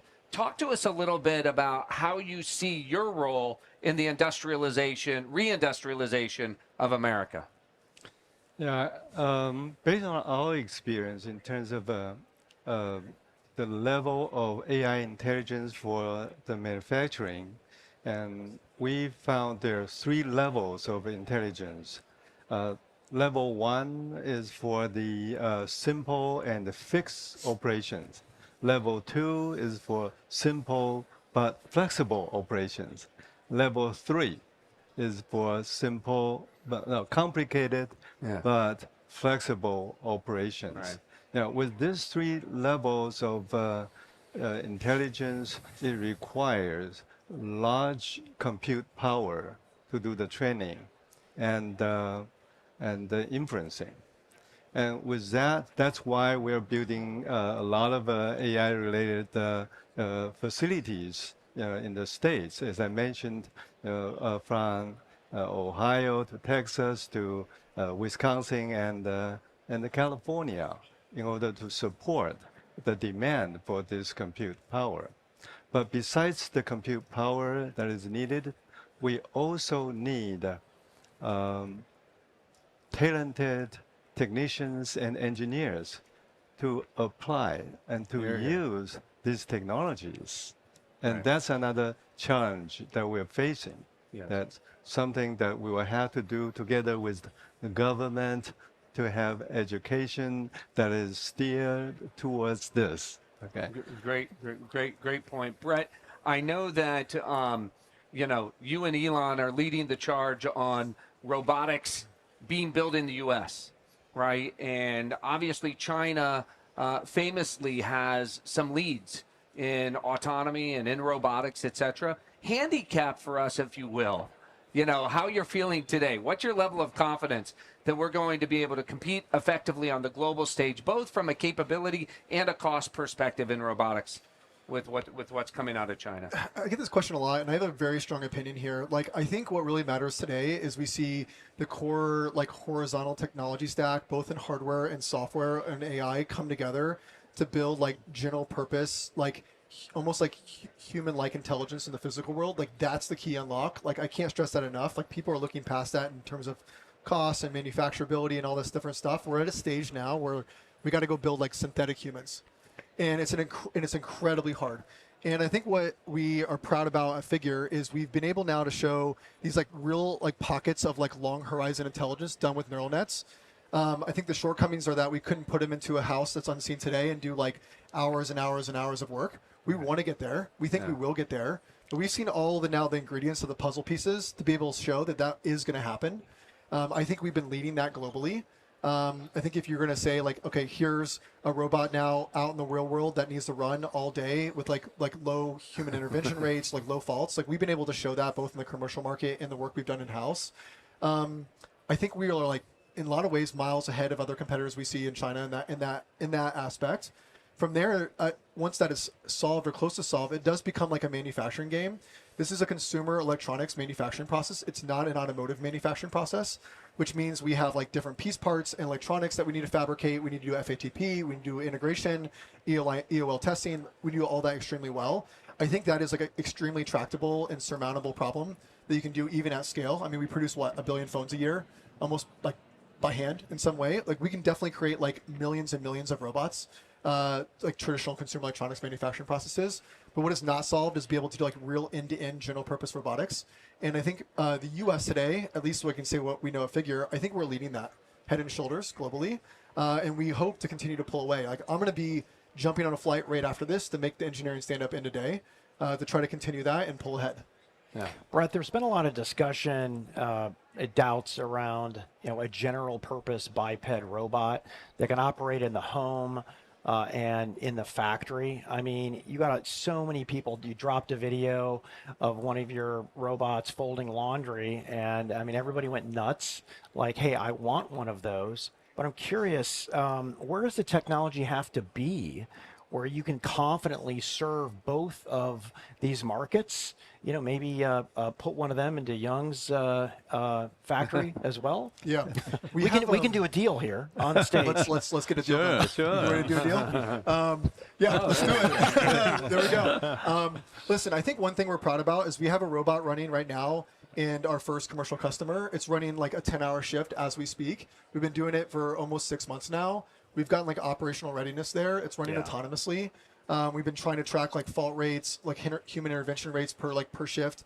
Those have all been dropping. Performance has been rising every single month. So we now have a better line of sight to what it takes to launch, like, a vertical job in, like, a commercial world.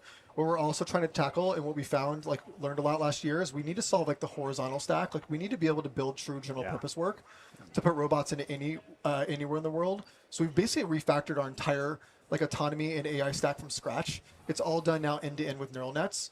We think it's the only way to really scale, and it's done at the foundation level, so we can scale into any work.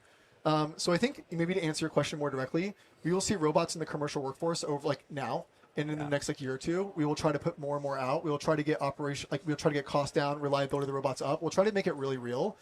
In parallel, we're trying to solve a robot in a home. It's been in my home now for like 3 or 4 months. Wow. We're doing small parts of this, like small parts of laundry and folding and dishes. We now have to connect all of it together like this tissue. We have to make it language conditioned so we can talk to it. We have to put it in pixel space. So there's, like, a bunch of work in, like, AI models and foundation work and pre-training that we have to go do. But we do see a path. It's like a little light in the tunnel that we want to go at. It'll definitely be solvable. This this decade, like, it'll be solvable hopefully in the next few years that we can have this work. So we're excited about that. But that is like more of like a car autonomy in a city versus car autonomy in a highway. They're very different. One's like super unstructured, high variability, and like a lot of the engineering challenge is proportional to that variability. So, like, we're going head on at that problem. I would say you're going to see them in the workforce over the coming year or two. And then we will only launch a product in the home, in the workforce, at scale, once we feel confident of the product. Right. We will not do it early. We will not teleoperate them in market. Like, we will not do any of this silly stuff. And I think that's maybe differs from other groups maybe in the space, but we are trying to build like end-to-end autonomy with low human intervention rates in this commercial end market. So once we're able to like really sell into your home, to Brad's home, we want to be really confident it's going to really work and it's going to be really safe. Can I give you my credit card now? We'll take it. Okay. We have a little machine in the back. We'll start. We're happy to punch it. Aki, you know, you guys have long been important partners to the U.S. government. You know, we obviously have had a major changing of the guard over the course of the last year. A lot of people, including Jensen, have said that this administration is far more open to Silicon Valley and technology companies coming, you know, sharing their concerns, sharing their complaints, and getting deals done. Yeah. Talk to us about how you're feeling about the state of, you know, industry-government partnership today versus what you've seen over the course of the past, you know, many years. Yeah, I mean, this is year 21 of Palantir for me, so I've seen it all. Yes, to be very clear. It's like night and day, right? And that's not a knock on the prior administrations. I just think you had a particular status quo or way of doing things, and industry was often held at bay. And Silicon Valley, frankly, I mean, part of why we moved our headquarters to Denver when we went public was, you know, very much a monoculture. You couldn't have disagreement. You couldn't actually discuss national security and the importance of national security to Silicon Valley and vice versa. And so I think what you see is kind of both at the intersection of the administration, you know, taking on some really hard, gnarly challenges, at the same time as generative AI is coming through, is kind of, when you think about AI infrastructure, is kind of the way of the future. When we think about, you know, how we're going to build things, how we're going to make sure we do reindustrialize and bring a lot more capability back to being built in America, you kind of have this perfect storm in the moment and the people. And what I've been incredibly encouraged by is the openness, right? Look, every administration gets something wrong, but that ability to say, hey, that doesn't look right, and to give feedback, and frankly, for people to take calls and kind of hear that feedback from industry and think through, hey, how do we make this great for government, for every American, and for industry, I think is unparalleled. And I think that that's kind of what we're seeing right now.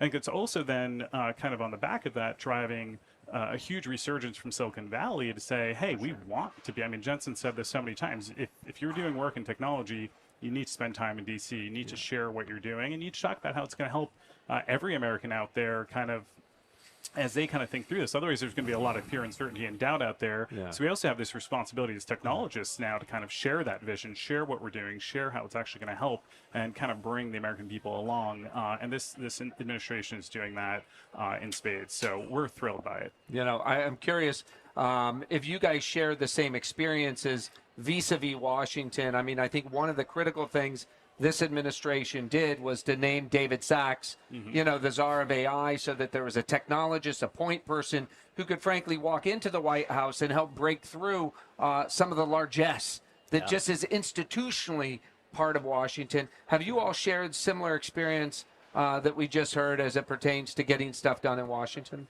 Absolutely. The willingness to listen, but also then to take actions and to implement is really, really key. And in particular, to be pro-business, understanding about where regulation is required, but where isn't.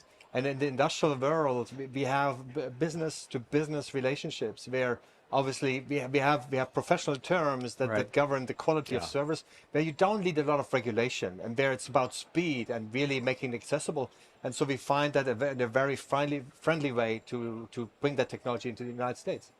Yeah. No, we felt the same way. You know, I think this government is quite open to the technologies and very supportive to the new technologies. Right. Yeah. So that's good. So, Peter, Young, Brett, Aki, I want to thank you for coming on here. We saved the best for last, and you guys were awesome. Thank you so much. Thank you. Thank you. Thank you. So let's go back down on the floor with Christina Partsenevelos. You have one more interview, a very special guest Yeah, also the best for last, and that would be CJ Muse from Cantor Fitzgerald, who's been in the industry forever. We were just, but he looks really young. I shouldn't preface like that, but could you speak to China right now? Given that is a topic, President Trump was supposed to be here. We're in DC. Some people say the market's moved on Monday with the NASDAQ really climbing because, you know, there's maybe some positive outcome given Trump's comments over the weekend that, you know, something may be worked out. So how are you looking at it from a chip analyst perspective, and how to read that for the market going forward? Yeah, absolutely. And Christina, thank you for having me first. But I would say China's a very important market, and we don't want to cede that to local competitors inside China. And so I do think that there is a deal as part of the grand bargain where Nvidia will be able to ship, as well as AMD, into China. And so I would assume the deal on Thursday, President Trump, President Xi will include the ability to ship GPUs. And so Jensen's hopping on a plane after GTC, and you know, I would imagine that that will be an announcement that we hear on Thursday. That's pretty big. So you're telling our audience that you're expecting a positive outcome, which do you think it's actually priced into a lot of these names then? I don't. I think, you know, China's a very large market. You're talking $15+ billion, and I think that opens up. So no, not priced in it at all. And that helps both Nvidia as And well AMD. as AMD, yes. Okay, so that is good news for those that are watching and, you know, figuring out which stocks to buy. And we're going to talk about just Washington, and we're here, right? And this involves a lot of collaboration between policy leaders, really getting the president on board, the White House, the administration, which we know they already are, given all the initiatives thus far. But when you have these headlines from OpenAI or Nvidia or AMD, Intel, et cetera, they're building, they're collaborating, and yet you still need to bypass the red tape. You need to build in the ground. You need to find the power. Are you worried that perhaps the market is reacting too positively to news that these outcomes won't happen for another 10 years or so? Too positive, no. But I do think that we are now in the realm where, excuse me, AI is now part of infrastructure. And that requires long-term planning, and that requires DC to get heavily involved. And so I think that there's a great reason why Jensen and team and Nvidia are here in Washington, DC. AI is critical to compete globally, right, and we need Washington on board. And so I do hope that they understand that China is investing heavily, and if we don't want to fall behind, we need to remove the red tape. We need to enable investment, and that is the greatest thing that we could possibly do. So I would say building out data centers, so building power, you know, enabling these data centers to be built. Those are the biggest kind of bottlenecks right now, outside of TSMC manufacturing GPUs. So that's the most critical part right now, and we need Washington, D.C.'s help. Yeah, but to build a nuclear reactor is not going to happen even in the next 2 years or so. So what, if you could be more specific, like what do we need to do here in the U.S. to improve that power grid? So I'd say remove the red tape, start investing today on power. Like that would be mission critical to get the job done. And it sounds like that is the direction we're going towards, which would mean that the power suppliers in the United States, again, for the investors watching and the names, the stocks that trade on that, there's still ample opportunity for growth, right? So is that, I know you focus on chips, but this could be really bullish for Possibly. power. I'm not sure what's priced into those stocks. Then let's go back to Nvidia really quickly. Just, you have earnings coming up. Is there anything major that you're expecting from the earnings report? I know we're a few years, and you haven't written your look ahead yet, your preview, I should say, but what would you be looking for? I think what's most important really is that Nvidia is sold out not only 2025, they're sold out 2026. So they have perfect line of sight to what they're going to do. And, you know, at a very high level, we think they can do $8 of earnings next year. Street's at $6.50. If we're right, this stock is way too cheap, and it's going to push higher. Do you benefit if you're right? Something like that? That's I wish. No, I wish. I'm just curious how it works behind the scenes. Like, do you get a big bonus if you're that much higher and you're right? But maybe that's an offline comment, not for the public. On that note, CJ Muse, thank you so much, guys. Back over to you. Thanks for having me. So, Patrick, what were some of your big takeaways from today? Well, first of all, I appreciated us addressing the full stack, and who knows, maybe in a year there will be another element to the stack and we'll add another layer. I think it was just the comprehensiveness. I mean, we're going all the way from the investment funnel up front to literally building robots for homes and for commercial industrial applications. I mean, for me, it was just an optimism for American AI. Yeah. Like, you know, there's a reason we're doing this in Washington, D.C. You know, they say that part of the success of Silicon Valley was that it was 3,000 miles away from Washington. Right. Today, everything is happening in partnership. I think this entire ecosystem is led incredibly by Nvidia and Jensen, who now understand the importance of coordinating with Washington and coordinating with each other, right? We're taking on something that is 10 times the size of the Manhattan Project, that is of profound consequence to our national security, our national economic security. I think it was a great choice to do it here in Washington. And what we heard, I thought, was both sober about the path ahead, that it's not going to be a line straight up and to the right, but that we have these phases that we're going to go through in terms of AI. And I leave here a lot more confident about the path ahead for the U.S. And about the coordination between Washington and Silicon Valley. Yeah, I'm with you there, Brad. I mean, the prosperity that we can provide, the diseases we can cure, and the amount of people we can put back to work, that's what I'm here for. No doubt about it. So, Christina, any final thoughts from you? It seems just after the last conversation I had with CJ Muse that we're going to expect some positive outcomes from the conversations in China, especially with Jensen traveling overseas to Korea. So I think that's maybe a positive thing to read into this. The other thing is Nokia. During, maybe you were on the panel, so perhaps you didn't hear, the news came out about Nvidia's investment, a $1 billion investment in Nokia. Shares were halted. And so this could speak to the collaborations with telecom and Nvidia here in the United States and how we evolve towards 6G and how that will, just update through software. It's incredible. So I'm sure we're going to hear more about that news, but the stock was initially halted. And so that's something that just happened within the last hour or so. But overall, we're making news here. That's what this event is about, guys. No doubt about it. It's a big day. We woke up with the, with the president in Japan making news. OpenAI and Microsoft made news, and we're going to hear a lot more out of Nvidia in just the next hour or two. So we're out of time. It's been an incredible day. Yeah. Thanks to you, Patrick. Thanks to the entire team here at Nvidia. Jensen Huang is about to take the keynote stage. Brad, thank you. And our thanks to the entire Nvidia team for bringing together this the amazing guests and all the folks from around the world for coming to Nvidia GTC Washington. Thanks for watching. Until next time.